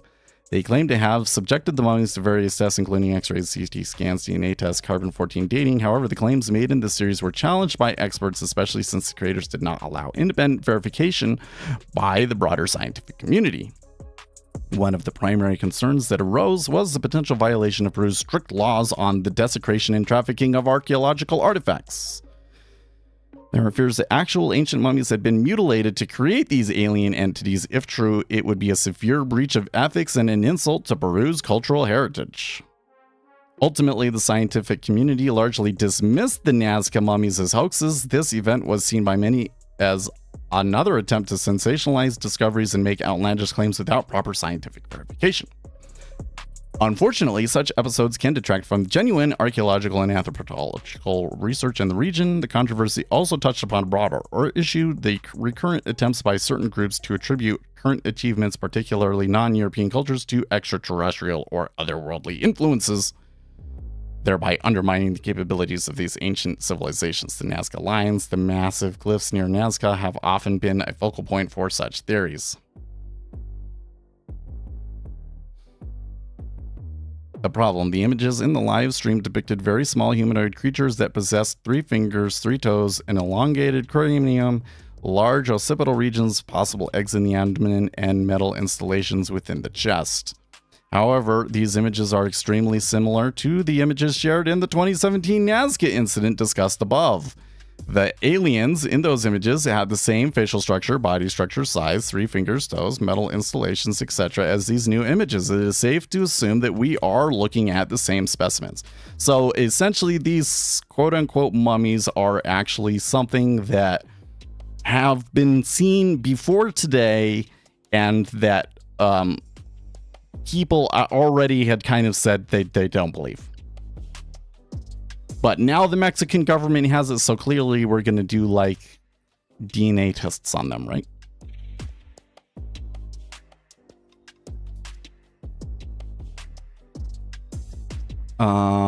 Which is relevant because this causes a ton of issues. First, the upper arm bones of the aliens use human child-sized femurs. The same bone is used in the legs, except it is just flipped upside down with the top cut off to make for an equal alignment with the right leg, which uses a tibia. This weird alignment and lack of a joint with a hip means the alien would not be able to walk properly. The hands are also a complete mess, with the phalanges and internal structures completely strewn about with no logical directive. Same bones are spotted in various orientations in both hands, with a lack of cohesion between the two at all. Furthermore, the rough connections between the bones within the hands would not allow for smooth operation of the fingers. I'm pretty convinced from reading this that this is a hoax. Lastly, we'll take a look at the head, which resembles a llama or an alpaca. The location of the olfactory bulbs, brain hemispheres, cranial activity, and cerebellum locations all match precisely with that of the aliens. Aha. Conclusion: the comparative analysis between the extraterrestrials' entities' anatomy and familiar human and anatomical structures suggests potential fabrication. Several inconsistencies in the anatomy of a purported extraterrestrial, combined with questions regarding the credibility of the involved parties, warrant skepticism. Seriously, look at those x-rays and tell me they don't look weird. We don't have to be medical professionals or licensed biologists to see discrepancies. I understand that these are supposed to be non-human intelligences, which mean their evolution could be different from anything else, but physically these creatures could not function in any meaningful capacity. As a whole, we need to focus on legitimate and credible testimonies like Grush and the people associated with them. That is our key to disclosure and unlocking mysteries behind this phenomenon. Disclosure might be coming soon, but it definitely won't be looking like this. And then he lists some sources. Impressive, my friend. If evil, why so tiny and cute?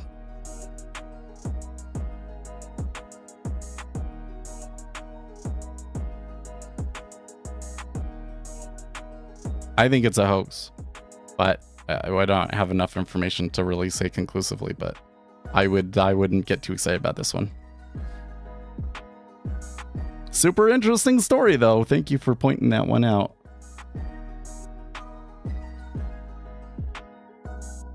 I don't think it's real either. I think the entire government telling us about aliens is a sign. Well, or no. And this is another one of those things where it's like, okay, how do you prove that? Like, well. Okay, so did we breach the new high? We did. We're well above it. I guess I should have gone long when we were at 20. How much would that have been? Because we were at 29? Oh, yeah, it looks like there's $30 in it for me.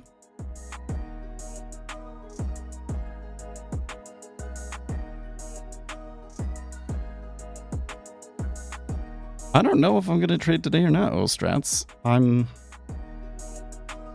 Let's look at a few things here.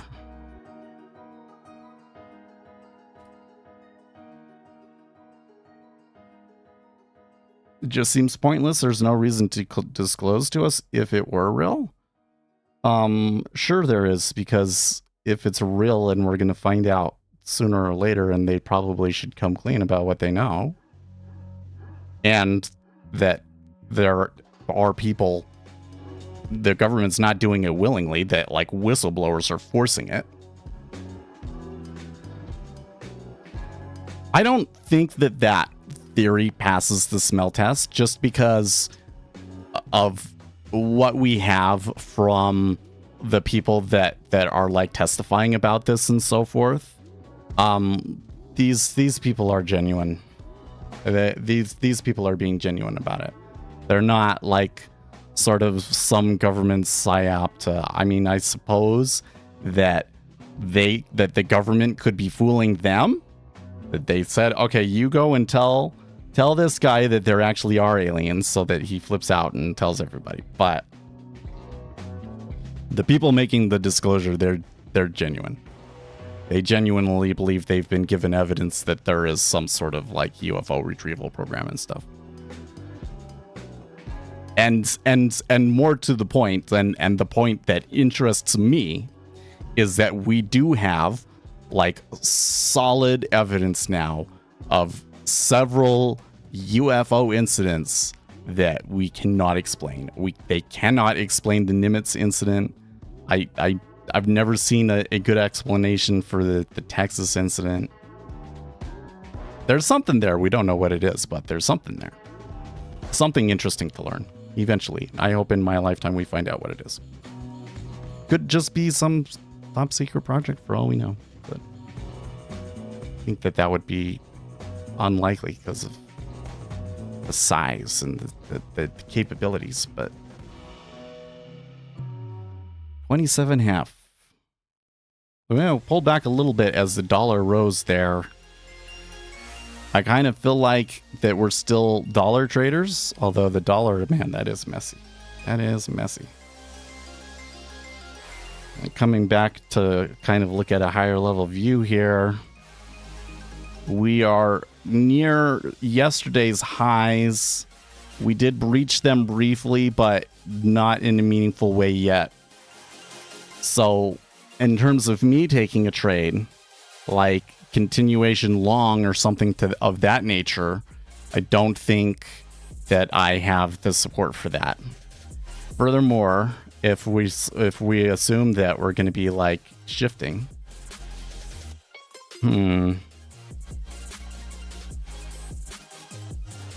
still have my positions on, but it says that I'm still down 5,000.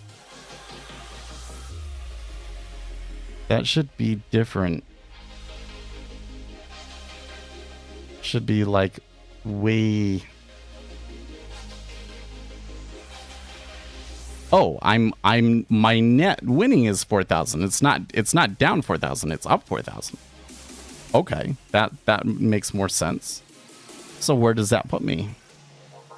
I think that would maybe put me in the top 75 now. Nope, I'm still 106, huh? It's a little wild to me, the number of people in this contest that are already over 10%.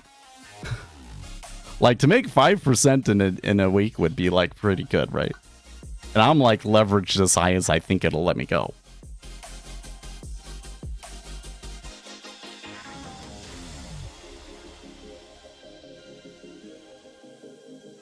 I'd also note that almost all of the people that are at the top have positions in the Ultra Bond. Yeah, but it's just kind of chilling at the high. I mean, it did pull back a little bit because of the dollar, but... And there is an iceberg there at 27.5 too, by the way. Another thing is that we've got a 30-year auction today. Do you think that the 30-year auction could... Because normally you sell into the auction and then buy afterwards. So could that mean that the bonds just continue to push up today because of the 30-year auction? Could. But, you know, that just comes back to, like, the calculus changes here now because PPI usually isn't as big of a deal, but the ECB becomes a big deal now, and we're kind of getting some signs of ECB hawkish. So I don't know. It's weird to have that much uncertainty going into a central bank meeting. But you know, ECB does things differently, so.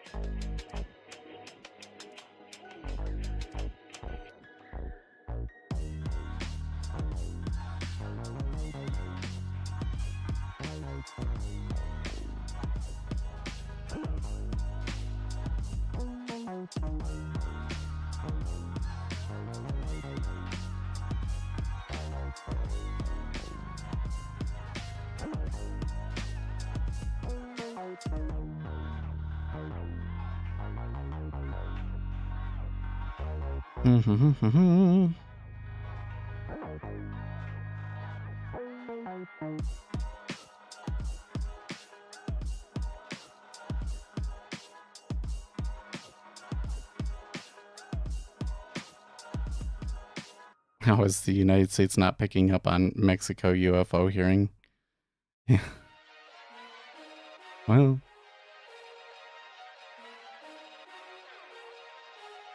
Hey, wait. Let's check Twitter here.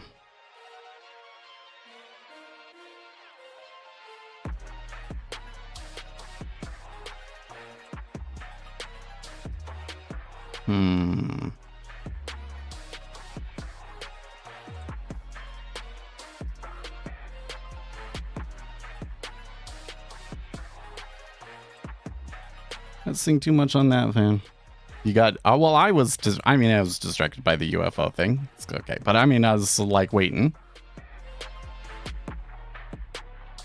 I kind of feel like, you know, my opportunity would have been there when we came back to like 20. That was a kind of like the spot where I was like, well, if I wanted to go short, I could go short here. But it was also the place that you could go long. Like, this is just like a good opportunity, like a good pivot point. And it did end up going higher. Looks like there was about 30 bucks in it for me, but I don't like it trying to take a trade with it like right at yesterday's high and it like kind of reaching and coming back and then going flat. So I don't know if I have a really good risk reward setup at the moment, but we still got an hour left and I'd say that there's still a reasonable amount of volatility in the treasuries. Also, the S&P 500 is turning choppy, isn't it?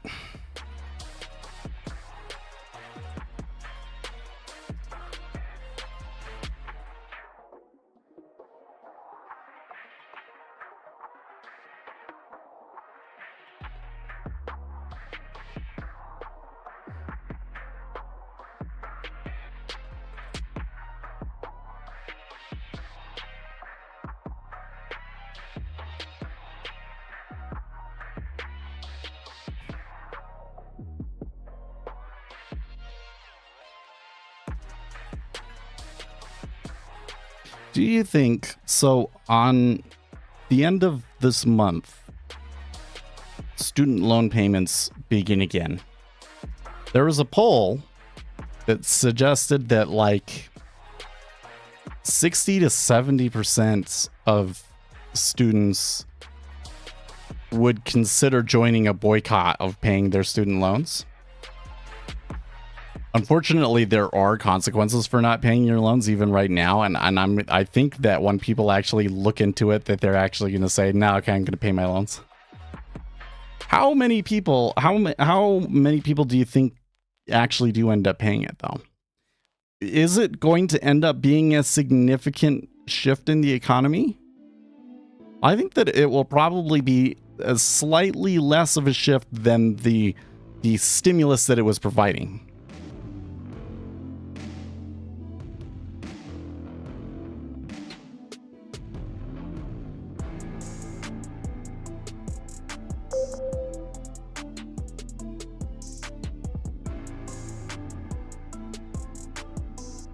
What are we talking about?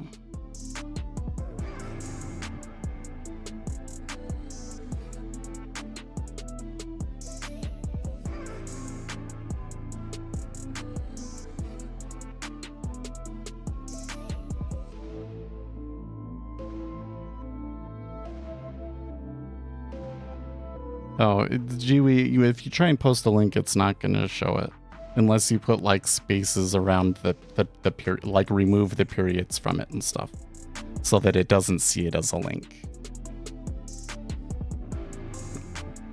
There's a setting in YouTube that says allow people to post links. I turned it on, but it still doesn't let people post links. So, yeah, sorry. So you say it's this video, but then we don't actually see the link.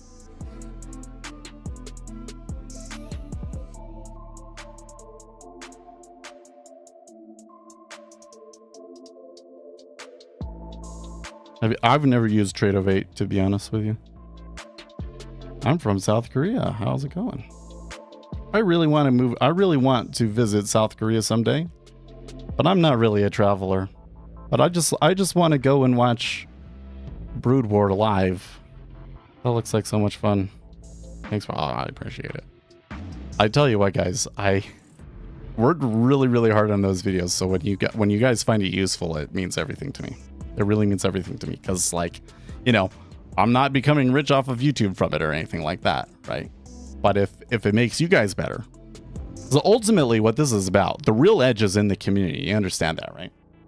I would not be the trader that I am today without everybody in this chat sharing information and helping me out for the last, like, what has it been, like 7 years now, right? The real edge is the community. And so, like, my intention is to provide you guys with the basic information that you need to really stand a chance and get you to a place where you can contribute. And then us working together, as long as we don't get too big, which I don't think we ever will, because we're not very many people are interested in bonds. But, you know, us working together, that provides edge. And so far it has.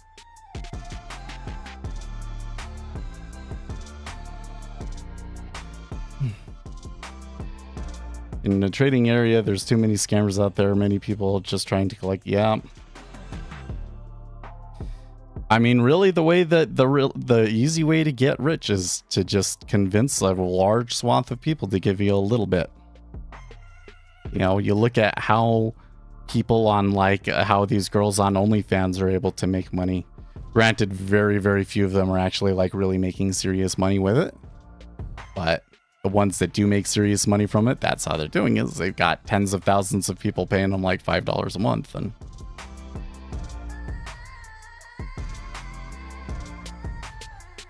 do you only do well, I mean, a more larger picture, I don't know how to say that. MR, I'm gonna call you MR.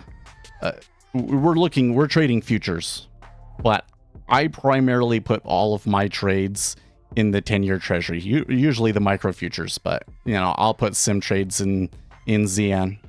I used to trade ZN until the micros came along, and that was a better sizing for me.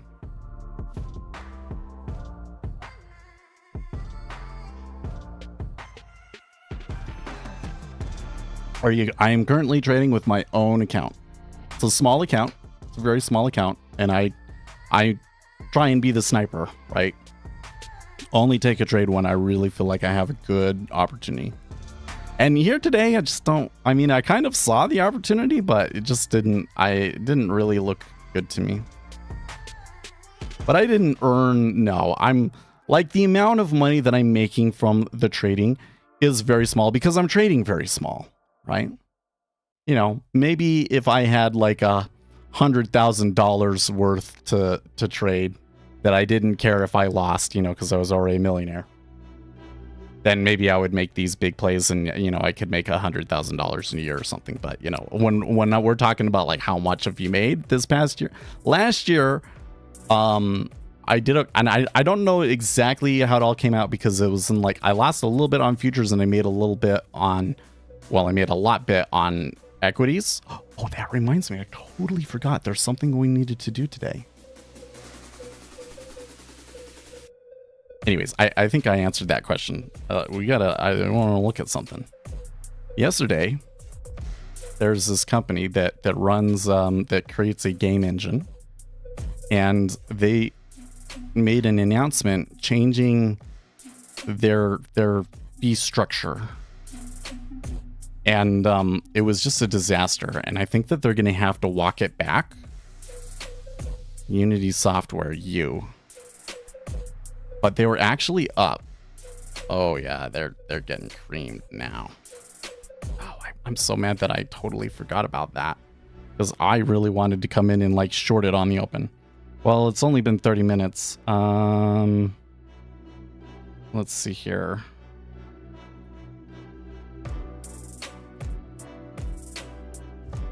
Anyways, so when we're talking about, Seth made money from trading last year, we're talking about like a few $100s, okay? Because they trade small.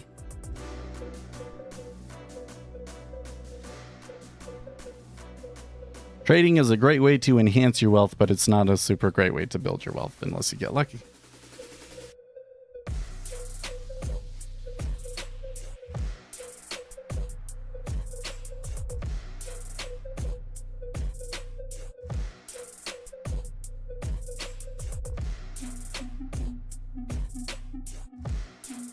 I find it very curious that they only start selling it today.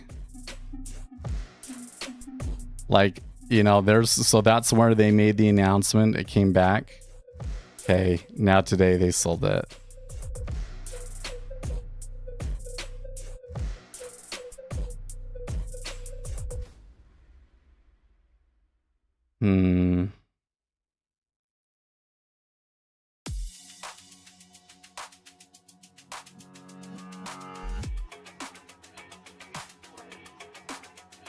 It still seems reasonable, though.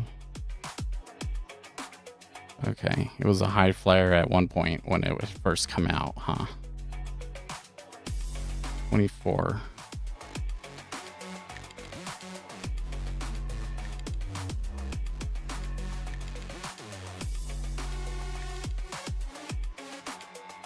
Let's get rid of weeklies. Are we now in a liquidity? I wouldn't say so. The treasuries are still quite volatile. So it kind of seems like we're in a situation where even if there is a liquidity hole kind of starts to form, that the amount of market orders that are out there is just very easily able to overcome it, because we haven't really gotten stuck in a place yet.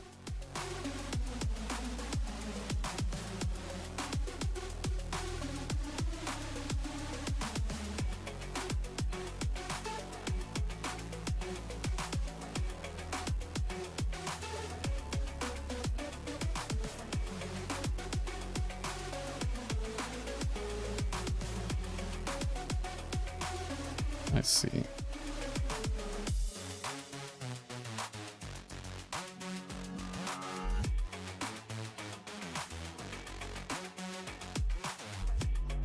So October, for it expiring in 2 days, is probably too close. But if we were to say 33, no, too expensive, $2.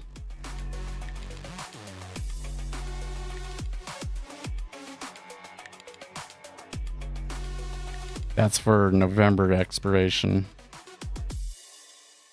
Yeah, the puts on.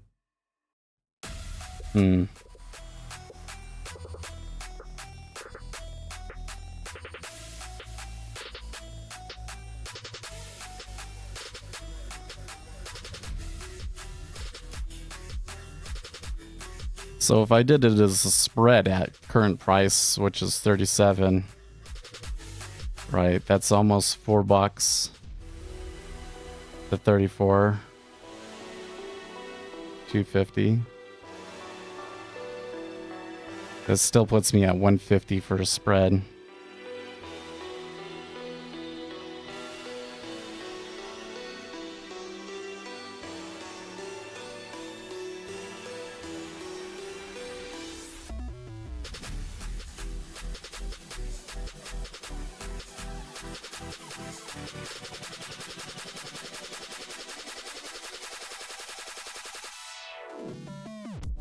Is my TikTok a boomerish?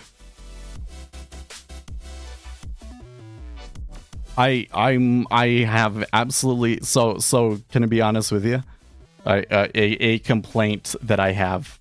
I think that many of the kind of cultural peculiarities of Gen Z are things that will hurt their success, and in particular would hurt your success with trading. So I'll give you an example. Because my kids do this all the time and it freaking drives me crazy. Is they treat you like they treat their search bar, right? So you come in the door and they're like, where's mom? Well, she's not in this room. There's pretty much only one other place that she could possibly be. Maybe she's in that place, right?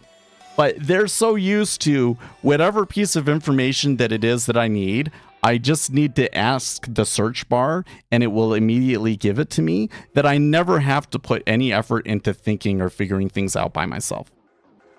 That's what they do. And you're not going to get very far that way with trading, okay? That's why Gen Z thinks, oh, okay, so I should just ask ChatGPT which trades I will make. And they think that that's an amazing gig. But those of us that actually understand the markets will kind of realize that, okay, that's never going to work, because how do you develop edge? You have to do it better than everybody else. That's not going to come from information that's already that readily available to you. So, and people on TikTok, that's like, those are the sorts of things that people on TikTok like and everything. And so I've kind of come to this thing that it's not just that like the way that I make my content is probably not like the most attractive on TikTok all the time, at least, because I have one video that's got like 200,000 views or whatever. So I've had a viral video. It had nothing to do with trading, but I've had a viral video. But then on top of that, just like it seems to me like TikTok is like designed to like only make you hate America. Like it seems like the algorithm is designed to increase discontent about the economy and politics and stuff. So I kind of like, I haven't posted very much, if at all, on TikTok for like a month or two.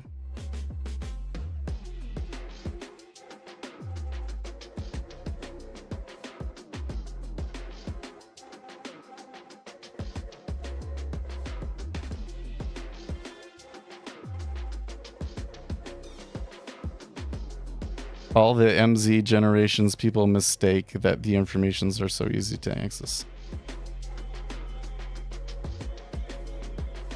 You look like an amazing trader. Why? Because I'm bald? That's what you were going to say, wasn't it? All the best traders are bald. It's true. That is what he was going to say. Dude, it's not just, I'm not just bald now though. Like, I'm like, you see the gray in my beard? Especially here on the chin.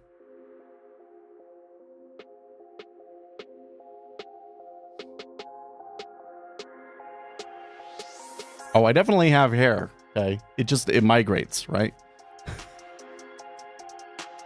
It migrates from here to here.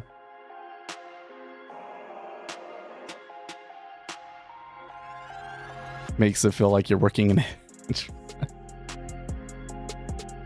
I don't think it's designed that way. It's echoing general sentiment.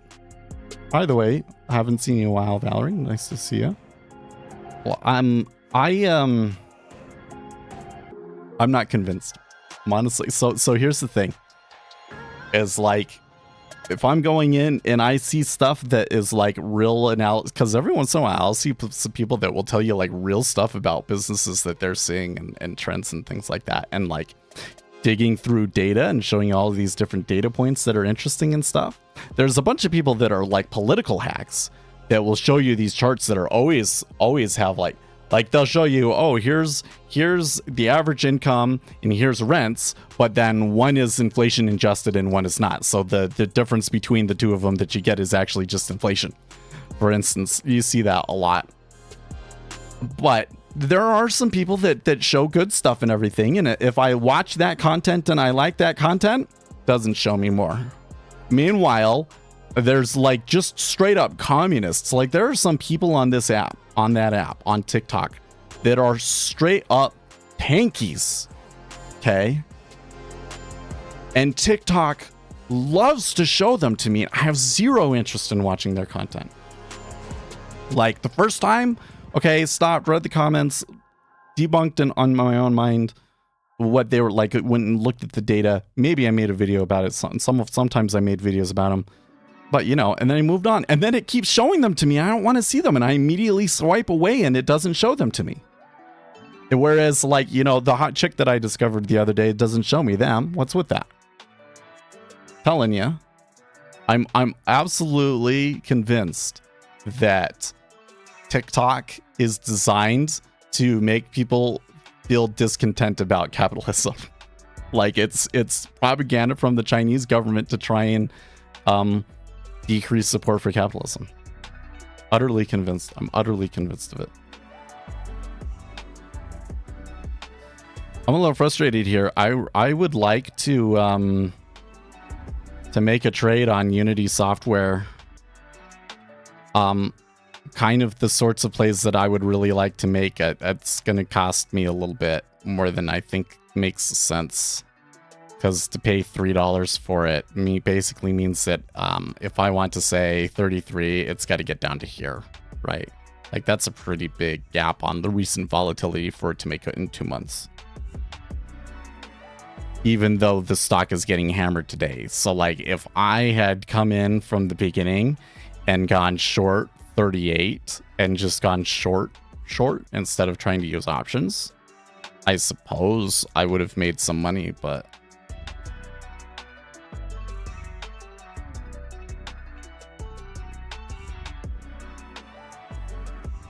you don't see any scalping potential from their behaviors?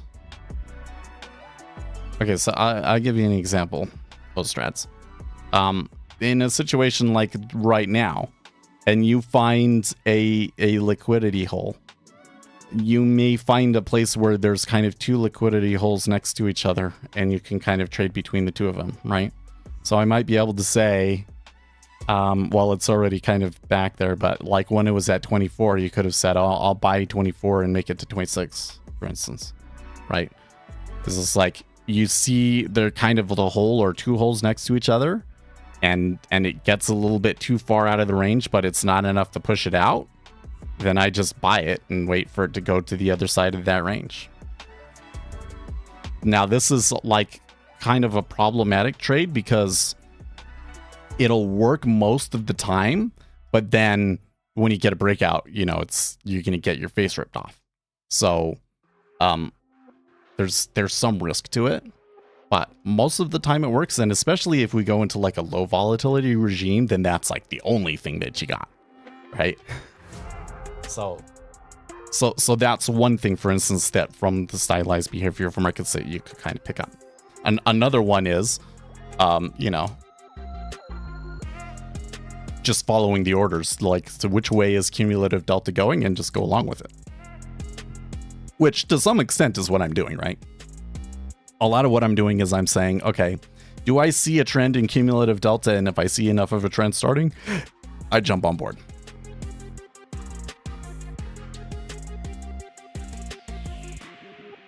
Yeah, we've seen they happen almost every day though, man.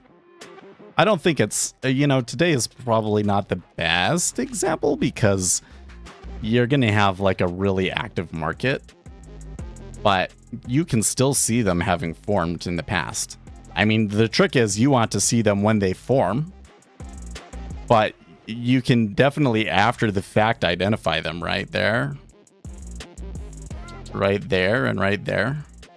It's just, you see these spots where it's like price just gets stuck rotating around this one area, and like anytime that they get too far away from it, they just slide back into it. you'll get a bunch of bars like after having a really long trend.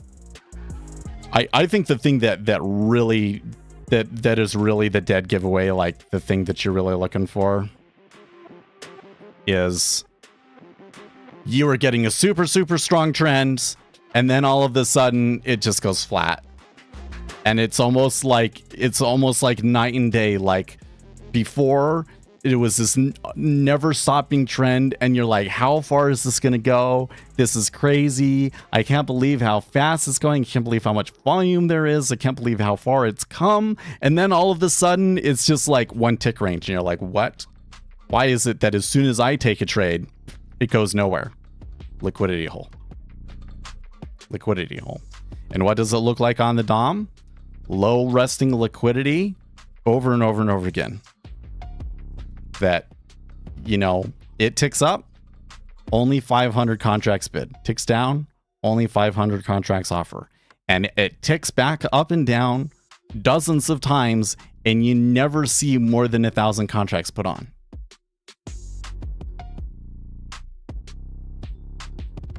September 13, yes, what are you talking about? Did I not name the... Oh, you're right. I did not name the day correctly. Didn't run any commercials either. I should run it. Shall we run a commercial here real quick for YouTube? It has been helping because I've been getting closer to like 30 viewers these days now because of it. I'm gonna do an ad.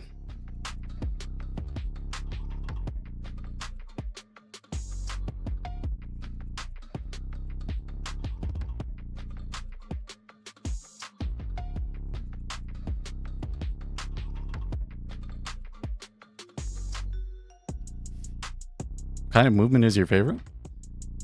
Well, I like a trending market. I want to see a market that is, I know there's something that's likely to push the flows in a certain direction. I get in early, and then after I get into it, it starts trending and it just goes and goes and goes. That's how I like to do it. And yeah, if I can get in a trade and like hold it through my whole trading session, those are the best ones. Like, time in the market beats timing the market, but if you can do both, that's even better. This is kind of my philosophy. I want to catch like the whole flow, I mean, if I can come in and be like, okay, yeah, there's going to be like an insane imbalance today, and it's just going to trend all day. Like, those are the best trades. Those are the ones where you really make your money or lose it. ZN, yeah, it is. It's moving. That's really hard to hold all flow. Well, not on micro contracts. That's kind of why I use the micro contracts, right? Honestly, though, on a move like today, like I didn't take any trades today because obviously it's like just way too crazy. But like under normal circumstances, I would have been like, okay, let's just say, for instance, that I thought it was long, right? I'll get the initial trend, right? And then when I start to see a liquidity hole start to form like that, I get out. I think in this instance, I might have held on for a little bit longer, but then when I got to this thing, I probably would have gotten out. It's just, I mean, I'll see it in the order flow. I'll see big trade happen, and then after that, low resting liquidity afterwards. Or it just stays in a place for too long, and the resting liquidity starts to be low all the time, and it just ticks back and forth across that price. Usually I get out of those. Because, yeah, it might go further later, and in this instance it did, right? It did go higher after those two spots. It did go higher after these two spots, but you had to wait like 45 minutes for it to happen, right? And go through a pullback. I don't want to deal with that. So sometimes I just get out, unless I really strongly believe it's a trend day. Okay. And like the instances where it's like I really strongly believe it's a trend day, it's like non-farms, was expected to be extremely negative and it ended up being extremely positive, so we're gonna trend all day. That's that kind of a setup.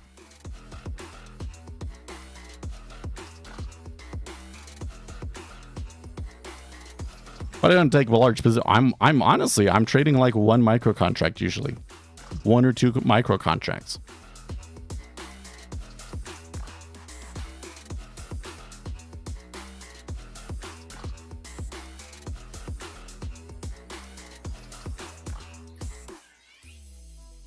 What do you mean large trades? Well, so for instance, maybe there's a really big bid. Like right now there was 27 on there. Okay. 2,700 on the bid at 24.5. Let's just say that all of a sudden this huge market sell order came through and just gobbled up all of that liquidity that was there. Okay. Now, you might see the market like react to that almost immediately. They might go like, oh, somebody really wants to sell. We're all going to go and turn and sell. Or if there was an iceberg there and the iceberg holds, it might be like, oh, somebody got caught and it comes back up, right? But what you will find happens so often is that big order just ends up becoming a magnet then after that. That because the big transaction happened, market makers don't put a lot of liquidity up there. Like look at 25. There's only 353 being offered, right? And if we trade up there, well, okay, now there's 1,300. So maybe it's not. Okay, but if we trade up there and it's only like 300, right? And you see that being consistently low and they can only just tick back and forth across that one price. That's what we're talking about. That's what we're talking about, man. And it's so wild how it'll be like, the trend is like super, super crazy. And then there will be a big order. And all of a sudden it's like, we just go nowhere. We just go nowhere for 45 minutes. It's because of the liquidity hole.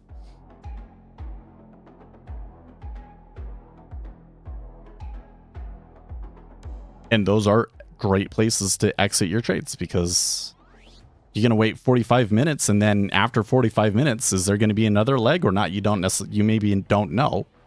You just take the profits.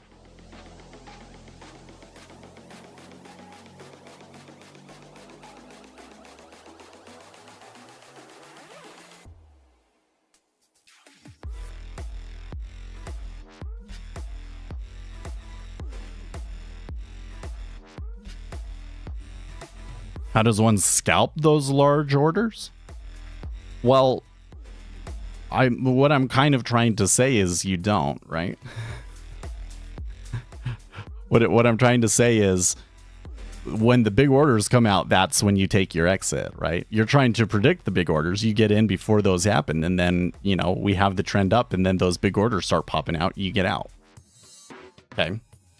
But there are some things that you can kind of do with these, right? One is if there's an iceberg, you can try and play the iceberg to help him get filled, either by trading against him or joining him. Because usually when they get through an iceberg, like if you hit into it, they'll trade down 1 tick or 2 ticks, and kind of go through it. But you can also try joining if it's early on, you join the iceberg and then you might be able to make 1 tick off there and so forth. Right? Or if there's a big order, one of the things that I like to do with the big orders is like, I'll just put like a stop limit there. I'll be like, if they make it through 28, stop limit. So if a volume stop will say, I will put a limit order at 28 if there's less than 250 contracts on bid, right? Which means that I'll hit into it just as it's about to leave. Or maybe I'll be one of those contracts that bid just as it ticks up and maybe some of the backwash I get filled. And then I'm expecting that after busting through that large order that there's going to be a bunch of stops and other flow that pushes us a little bit higher. That's kind of like the level break setup, right? That's another one that you could do with large orders. But again, you're going to do better if you have something that is going to drive the flows that day.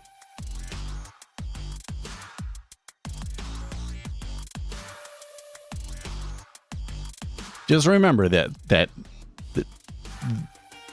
Scalping is the domain of the robots.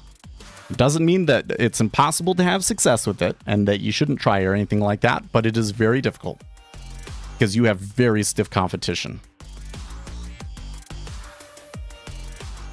But it definitely helps to understand what those games are, even if you're not playing them yourself, so that you can kind of interpret what's going on.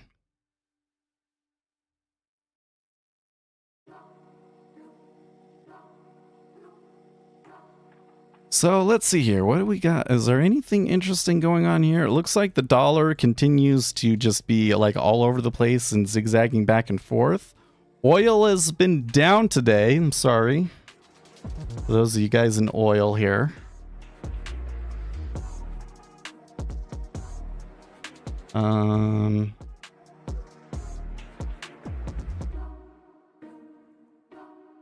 Biggest winner today is wheat. That's interesting. Biggest loser today is silver. But I would say silver and gold largely just kind of weathered the storm today. Japanese yen kind of did its own thing. And so what I think we're seeing here in the treasuries is, in fact, that there was too many people short and that when they covered, we moved up. That's what it looks like. There's the flow. You don't feel like, well, maybe you don't. Like, there's the thing is that so we have edge all the time. Like, things that we know that the market hasn't factored in happens all the time. This stock over here is such a great example. I wish that I had read that news story before because I was totally like, let's just sell it on the open. Look at the options on the open and see. Looking at the options now, I don't think that I would have been too impressed. Okay, so I don't think I would have taken the option straight. But so let me tell you the story about these guys. Okay, I used to be really big into a game called Unreal Tournament, and Unreal Tournament was driven by something called the Unreal Engine. And, at the time it was the Unreal Engine and the Quake Engine. And that was like all 3D games were made off of those two games, essentially. Okay. So I was big into Unreal Tournament. I used to like been down to Epic Games office multiple times to go and play and share feedback with them and stuff. Like we were top community members over there in that before they basically abandoned Unreal Tournament and everything became Fortnite all the time. Right. But, I still kind of mess around with their engine because their engine has just always been the best, okay? Well, Unreal Engine's biggest competitor is Unity. Unity is a 3D engine that was basically created to be like a 3D engine for independent developers to use, and it is a little bit easier in some respects to use, and it uses C#, I believe. So, there's a lot of things that are made. So like one of the biggest games that is coming out that's being made on Unity is City Skylines 2. Okay. Well, yesterday, Unity Software made this announcement that they were changing some of their fees and structure and everything. And one of the things that they were saying is because when people download the game from us, it costs us. So you're going to have to pay for every install. So every time that somebody installs a game, you pay like 2 cents. Okay, so like if 1 million people install it, that's like $20,000 or something like that, right? But then they also said it's going to be retroactive over the past year or whatever. So like if you've already had millions of dollars, you just owe them $20,000, like just straight up right then, right?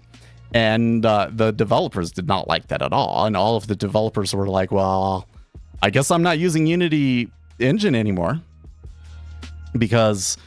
Like, can you imagine, like, the betrayal of that, especially, like, the retroactive change and everything? Like, even if they pull it back, just the fact that the people running Unity would be willing to make a decision like that basically says you shouldn't be basing your business on this software, should you? So Unity software basically killed itself yesterday. As far as I'm concerned, this company is going to be dead. Like, a year from now, I bet their stock is below $10. Now, how do I make money from that? This is like a 50% win for like best case scenario. I don't know if just going short the stock makes sense. And the options looks like I'm paying a little bit too much relative to volatility right now to go short this name. So I don't know if the trade makes sense for me. But at the close of business on Unity Software, I knew something that the rest of the market didn't seem to realize. The rest of the market didn't know enough about the engine and the game developers and the community and everything else like that to realize that Unity Software basically killed itself yesterday. That's Edge. Okay, now the problem is, how do you know when you have the edge and when you don't? Because sometimes you think you know something and you don't actually know something, or it ends up not mattering, or whatever the deal is, right? That's the difficult part. So you kind of wait for the situations where you're absolutely positive that you really do have the edge, which means there's going to be a lot of lost opportunities, sure. But ultimately, you want to pick them. You want to have the high win rate, essentially. Only take the trades where you really know something. So that's going to mean that most of the time, you are going to feel like you don't have an edge, especially when you're new. And as you watch it and you say, you got to go through the process, right? Every day at the beginning of the day, you got to sit down and say, okay, what do I know? Like, we can go back through, what do we know today? Well, we know that there's a CPI, and we know that the sentiment and the concerns has been around the CPI being too high. So people are short. Okay. And then we knew what the actual number was, and we did all of the analysis of the number. And so one could sort that probably there will be a lot of people covering their positions and buying. So that's one thing that we know. The other thing that we know is that there is a 30-year bond auction today, and that they tend to sell into the auction and buy after the auction. That's another flow that we know about. So we might make sense for me to continue to hold on to my bond position until after the auction, because you probably see a little bit of a rise after the auction, right? That's a flow that we know. And then we can look at the stuff that's further out in the week. So there's the ECB. That's one that's a concern, but it seems like that one has been hawkish and has been a flow against us. And there's PPI tomorrow as well. There's also this thing, which is that volatility has been relatively low. It may continue to be low, at least going into the expiration. So like, from all of that information, then we can say, is there an imbalance? Well, in this instance, there was an imbalance to the long side. I wasn't confident enough in it to take a trade, but we did know something that predicted future flows, didn't we? And like, we talked about it after the news happened, even, didn't we? We didn't take a trade, but we had the info that we needed to make the trade, right? You come in and you do that every day for years, and you will get to the point where it's like, sometimes you just know.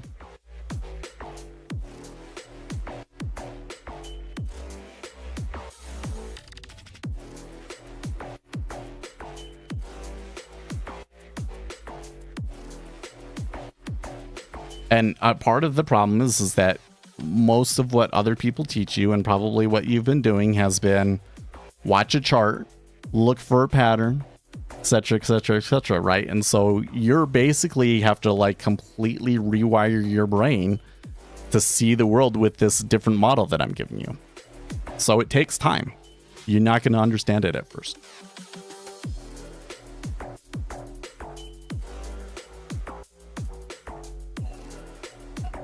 But you'll also notice that for a lot of the old hats and how they react to what I say and everything, it's kind of like, this is kind of in line with what I thought I always knew, but I couldn't prove it, and I didn't know why it was that way.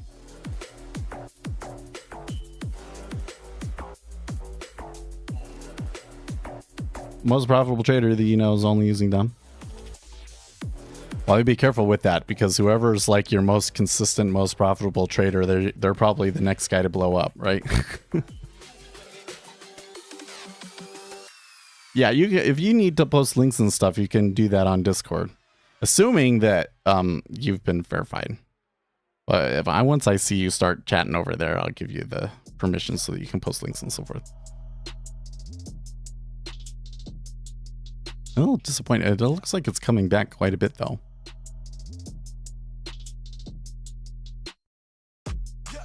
He's the owner of Star Beta? Well, there you go.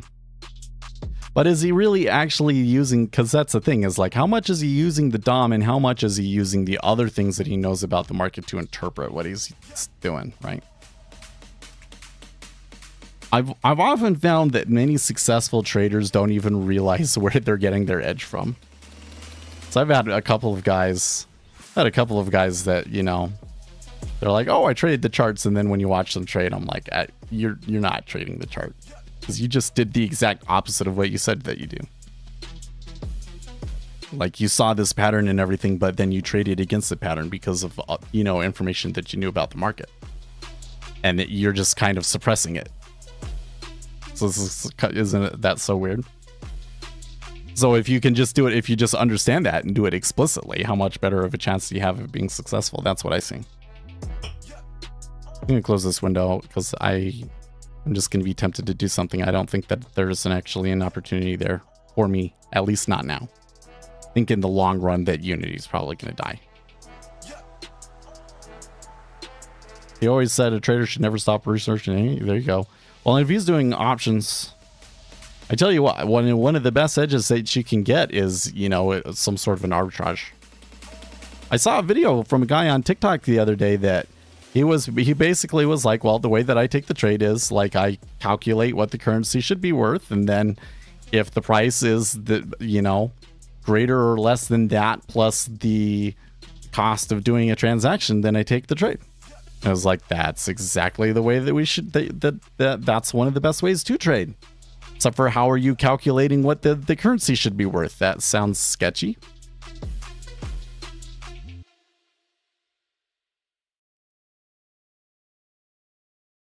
Okay, so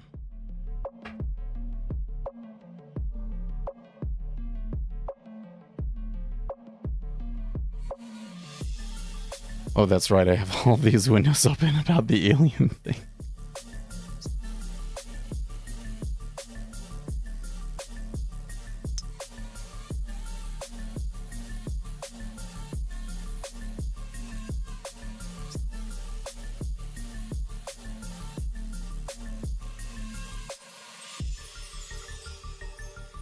Yep. This is not the Mexican government trotting out bodies.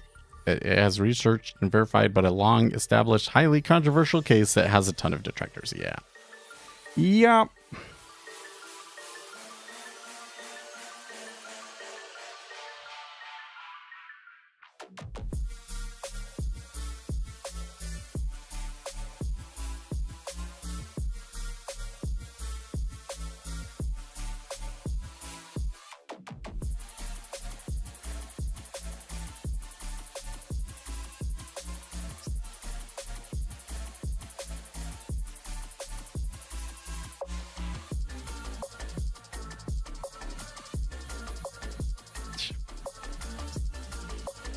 Reading this so there's this subreddit called Fluent in Finance.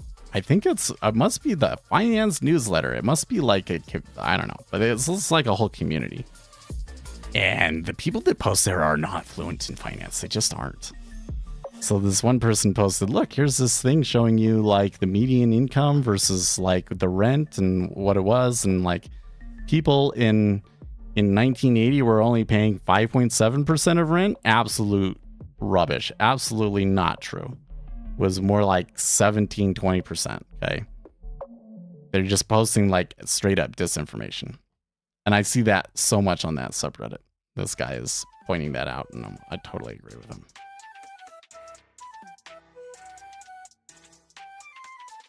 Yep, there is still opportunity out there to be in-house for young people, but not in areas that are popular choices for young people. The opportunities I see are more in rural areas and small town where population growth is negative and those areas have a surplus of homes. The opportunity is for young people. They can buy these cheap homes, revitalize the community. Urbanization has been the biggest trend over the past 200 years. Now I think it is time to reverse it. Young people need to figure out how to make small town living work for them. Otherwise, they will be left behind, stuck in big cities where they have no future other than being a wage slave with no retirement. I think for young people, more are realizing this is their fate. If they stay in a big city. Yep. Listen, the big city is for the people that made it. Like, like you went to school, you were at the top of your class, you got hired onto the big company like Google if you're in computers, or like Goldman Sachs, okay? And then you want to be at the top of the game, so you want to be a money manager or whatever the deal is, and so you've got to be at the headquarters, and so you live in Silicon Valley, or you live in New York, or whatever it is, and that's for those people. And if you're just regular Joe Schmo, you graduated high school, but then, didn't really know what you were going to do with your life. Maybe you went to school or maybe not, but like you have a liberal arts degree and you're not doing something that's actually related to your degree, and you're not sure where your career is going to go. Yeah, you don't live in a city. You're not going to make it in the city.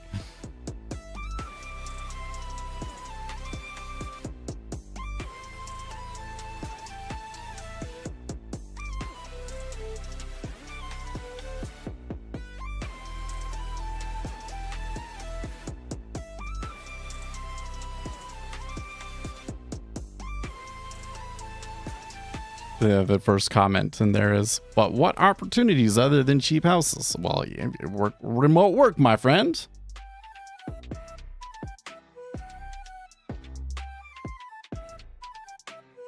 Yep. Many of them have an unprecedented opportunity to separate where they live from where they work via remote work. Exactly. Otherwise, I'd be living in Missouri right now.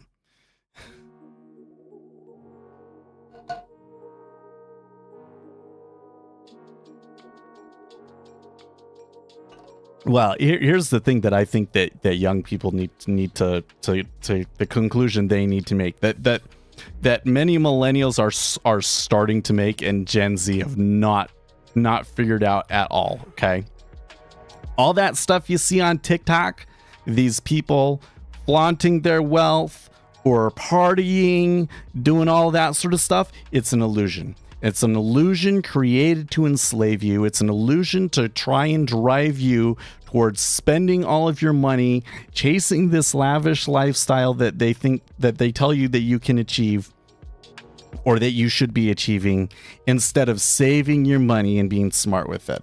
All of those things, like going out and partying every night, it's not that great. It's not that great. It kind of sucks, actually. Okay? Like, it's a waste of your time and energy and resources. I love going to clubs. I love the music, okay? And that was the only reason why I would go and do stuff was to DJ. And so every Friday and Saturday night, I was at a club trying to, like, network, okay? But I like going to sleep too much. The sleep is worth more than, what I had with the DJing, which is unfortunate because I still love the music, but that's just the way that it is. Now, luckily for me, I don't drink, so I never spent any money doing any of that. But it was still like time and energy. You know what I mean? And I still see a lot of people, you're 35. It's kind of like, guess what? It's time to let go of those things.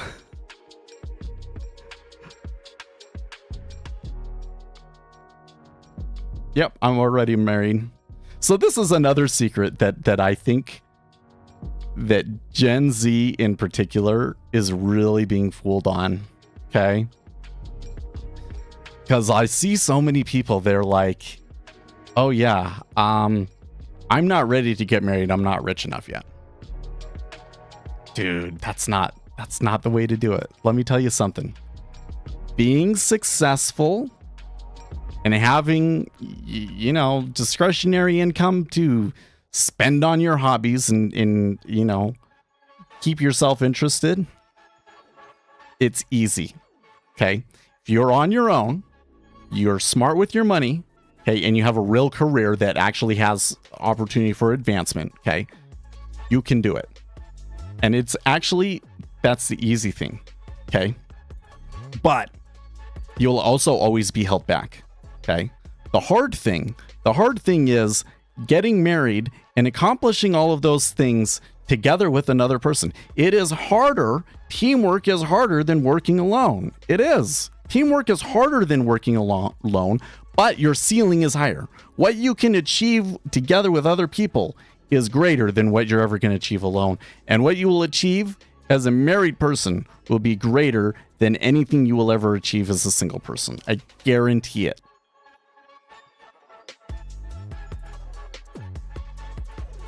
Guarantee it. And I see all of these people that are putting that off. It's like you realize you're going to get into, like, maybe you do get into a relationship like later in life, but that's something that you could have had like 10, 20 years earlier.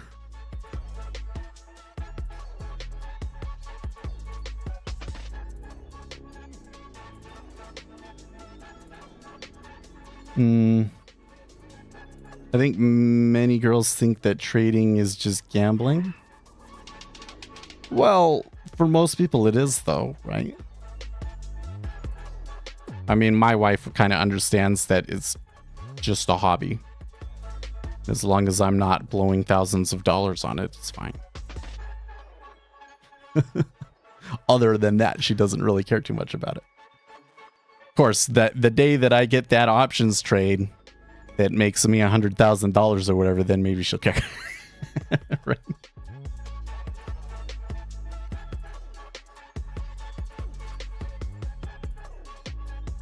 Anyways, I also see that, like, there are some people that, like, you know, they saved their money and they got a couple of properties and then they're like, oh, I've been really sick and you can too. But then I'm like, yeah, but you don't have kids, right? So, like, actually what the average person would have to do to achieve what you've done is actually very different. Still can do it, but it's very different. And yes, part of the way that you have to do it is you have to realize that a lot of the goals and things that society is presenting to you are not actually what you want. It's only through ignoring that, saying, I'm going to go and live in a small town. I'm going to build good relationships with my local community and focus on a career that has upward development for me, possibly through remote work. That's what you should really be doing, instead of trying to chase the high finance job, you know, like being what is it called? Right. Well, there's private equity, but there's also, you know, corporate finance guy, being the top corporate finance guy, or being the top engineer at Google.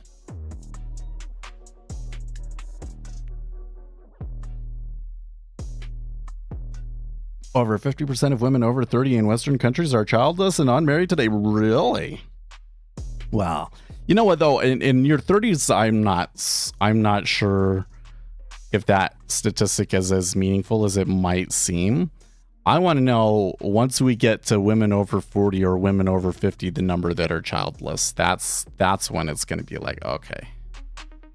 Dropped in for more sage life advice. Thanks. Yeah, goals change when kids are involved. Hockey season started and money flying again, right? It's so much harder with kids, isn't it? It's also more rewarding, but...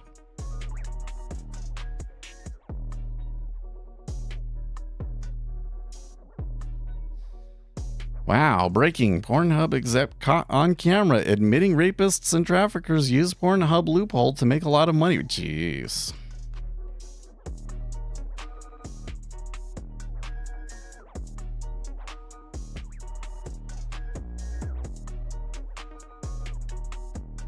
Anyways, but like, the thing is, I tell you what, when you have kids, and I say it's different when you have a kid versus like you have stepkids, okay?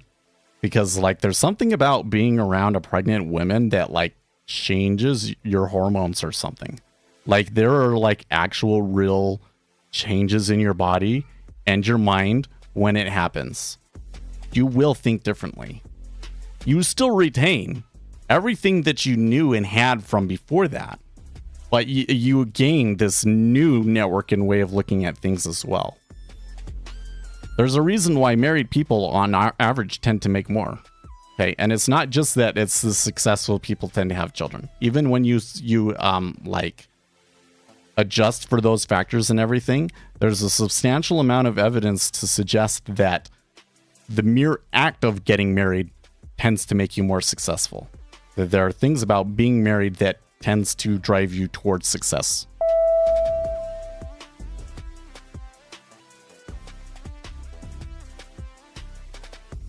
Oh, you made enough to cover their extracurriculars from summer trading? Well, that's good.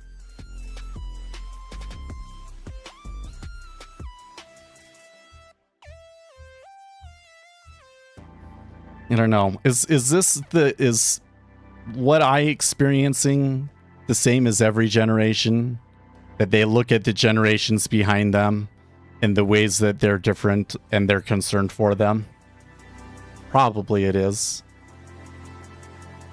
But it's just, this going back to the rant that I had earlier. Kind of what I see is we have a world that has changed. And largely because of what I would say the liberalization of the West and the sexual revolution in particular, right? And the left has built a system, a culture, a society around that is objectively bad and negative for people. And the right has a lot of things that are correct, but they haven't adjusted to the new world either. And they haven't realized that they need to build new things. And they're not good at building a new culture and a new system and a new way of doing things. And so we continue to be stuck in this rut where, the left does something and then the right claws it back and then the left just puts it right back up again. And we go nowhere. And the kids don't see it at all. They don't see it at all. They don't realize how they're being manipulated by social media. They don't realize how this is causing them to not develop critical thinking skills. It's just, Google what I want to hear, and then it gives me the answer, and that's all I need. And they never learn how to figure things out on your own. It's like, kid, there's like only 2 or 3 places that your mom could be. You don't have to ask me. You should be able to just know. Okay?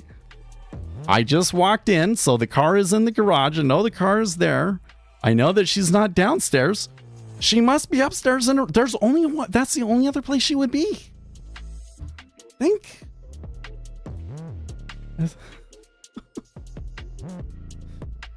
It is so toxic that the people don't have any critical thinking ability.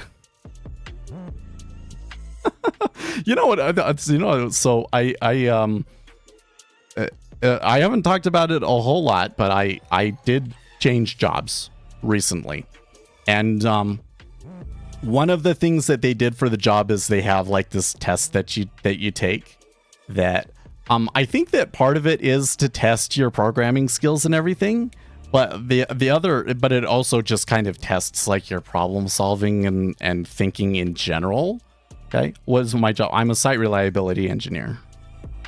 So yeah, I honestly, for a lot those people that are like at the low end of the spectrum and stuff in terms of earnings, like you're at average or below earnings, I don't know what to do for you. You've got to get into a job where you have upward, where the amount of money that you make in 5 years is going to be more than the amount that you make now, and that you actually have the ability to like negotiate a better wage over time.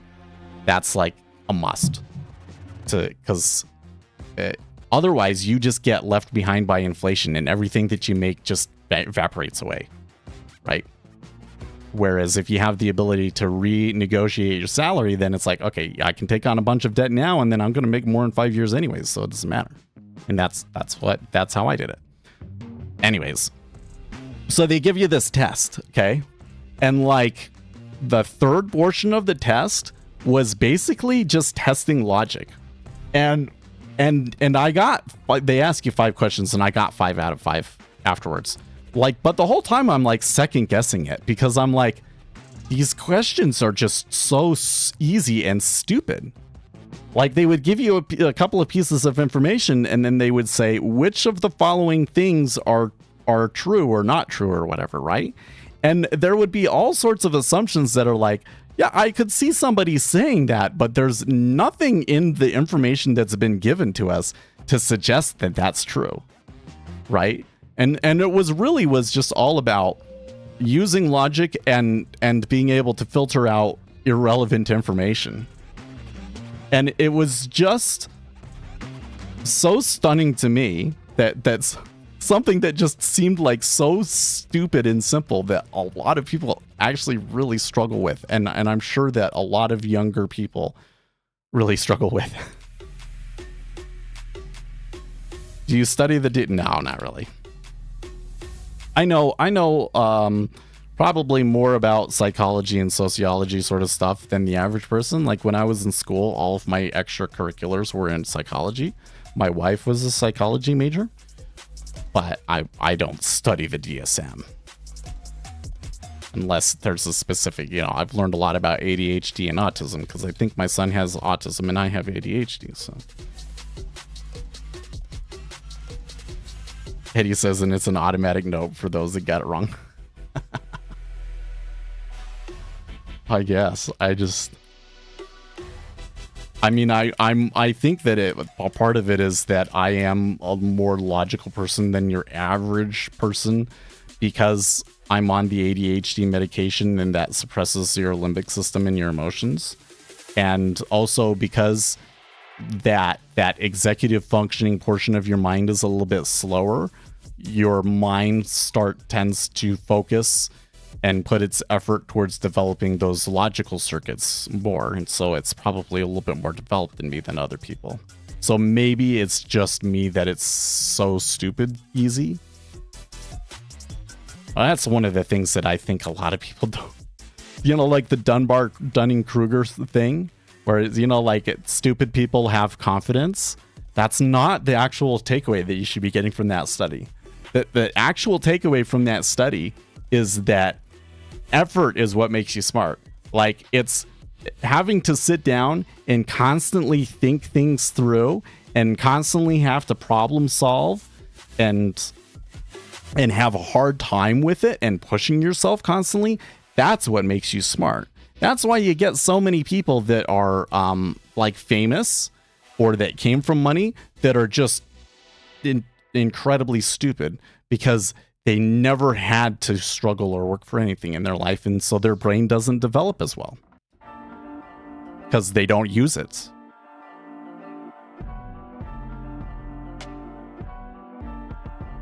What's the question? No, they didn't have any things like that in the... No. You have ADHD. I'm gonna bet you that probably 40% of my audience, 30 to 40% of my audience has ADHD. Because number one, non-ADHD person might find me irritating to listen to. Number two, ADHD people are just very, very easily attracted to trading because it's one of the few things in this world that can give you that consistent dopamine rush. See, when you get to the point where I am, like when you're that deep into it and you feel like you know what's going on if you're ADHD, then the problem that you have to deal with is the burnout. Is that you're constantly getting that dopamine, but like your body and brain can only produce so much of it, and then you're constantly like struggling from the burnout. I think I'm done okay, but like over the past week, I kind of like towards the afternoon, my head hurts a little bit. Things feel fuzzy. It's hard to focus. I think I'm experiencing burnout. Need to get to bed earlier. I've been doing that past 2 nights. It's helped a lot. So I haven't gone to like burnout where it's like, oh, I can't get out of bed, I'm depressed, any of that. But I definitely feel where it's like I have to take care of myself really, really well in order to perform the way that I want. Okay, anyways, I'm like 5 minutes over. So if you're to be addicted to anything, trading isn't a bad choice. Well, I think the problem is I wish that I'd become addicted to it a lot earlier. Like if I'd known in high school that's what I wanted to do, I probably would have taken a different path in life. And would I be more successful or less successful? I don't know, because a site reliability engineer is a pretty good gig, but if I was a money manager, that's a good gig too. Anyways, tomorrow, PPI. We still got some interesting things coming out this week, I think. So I will see you guys tomorrow. In the meantime, stay excellent, team.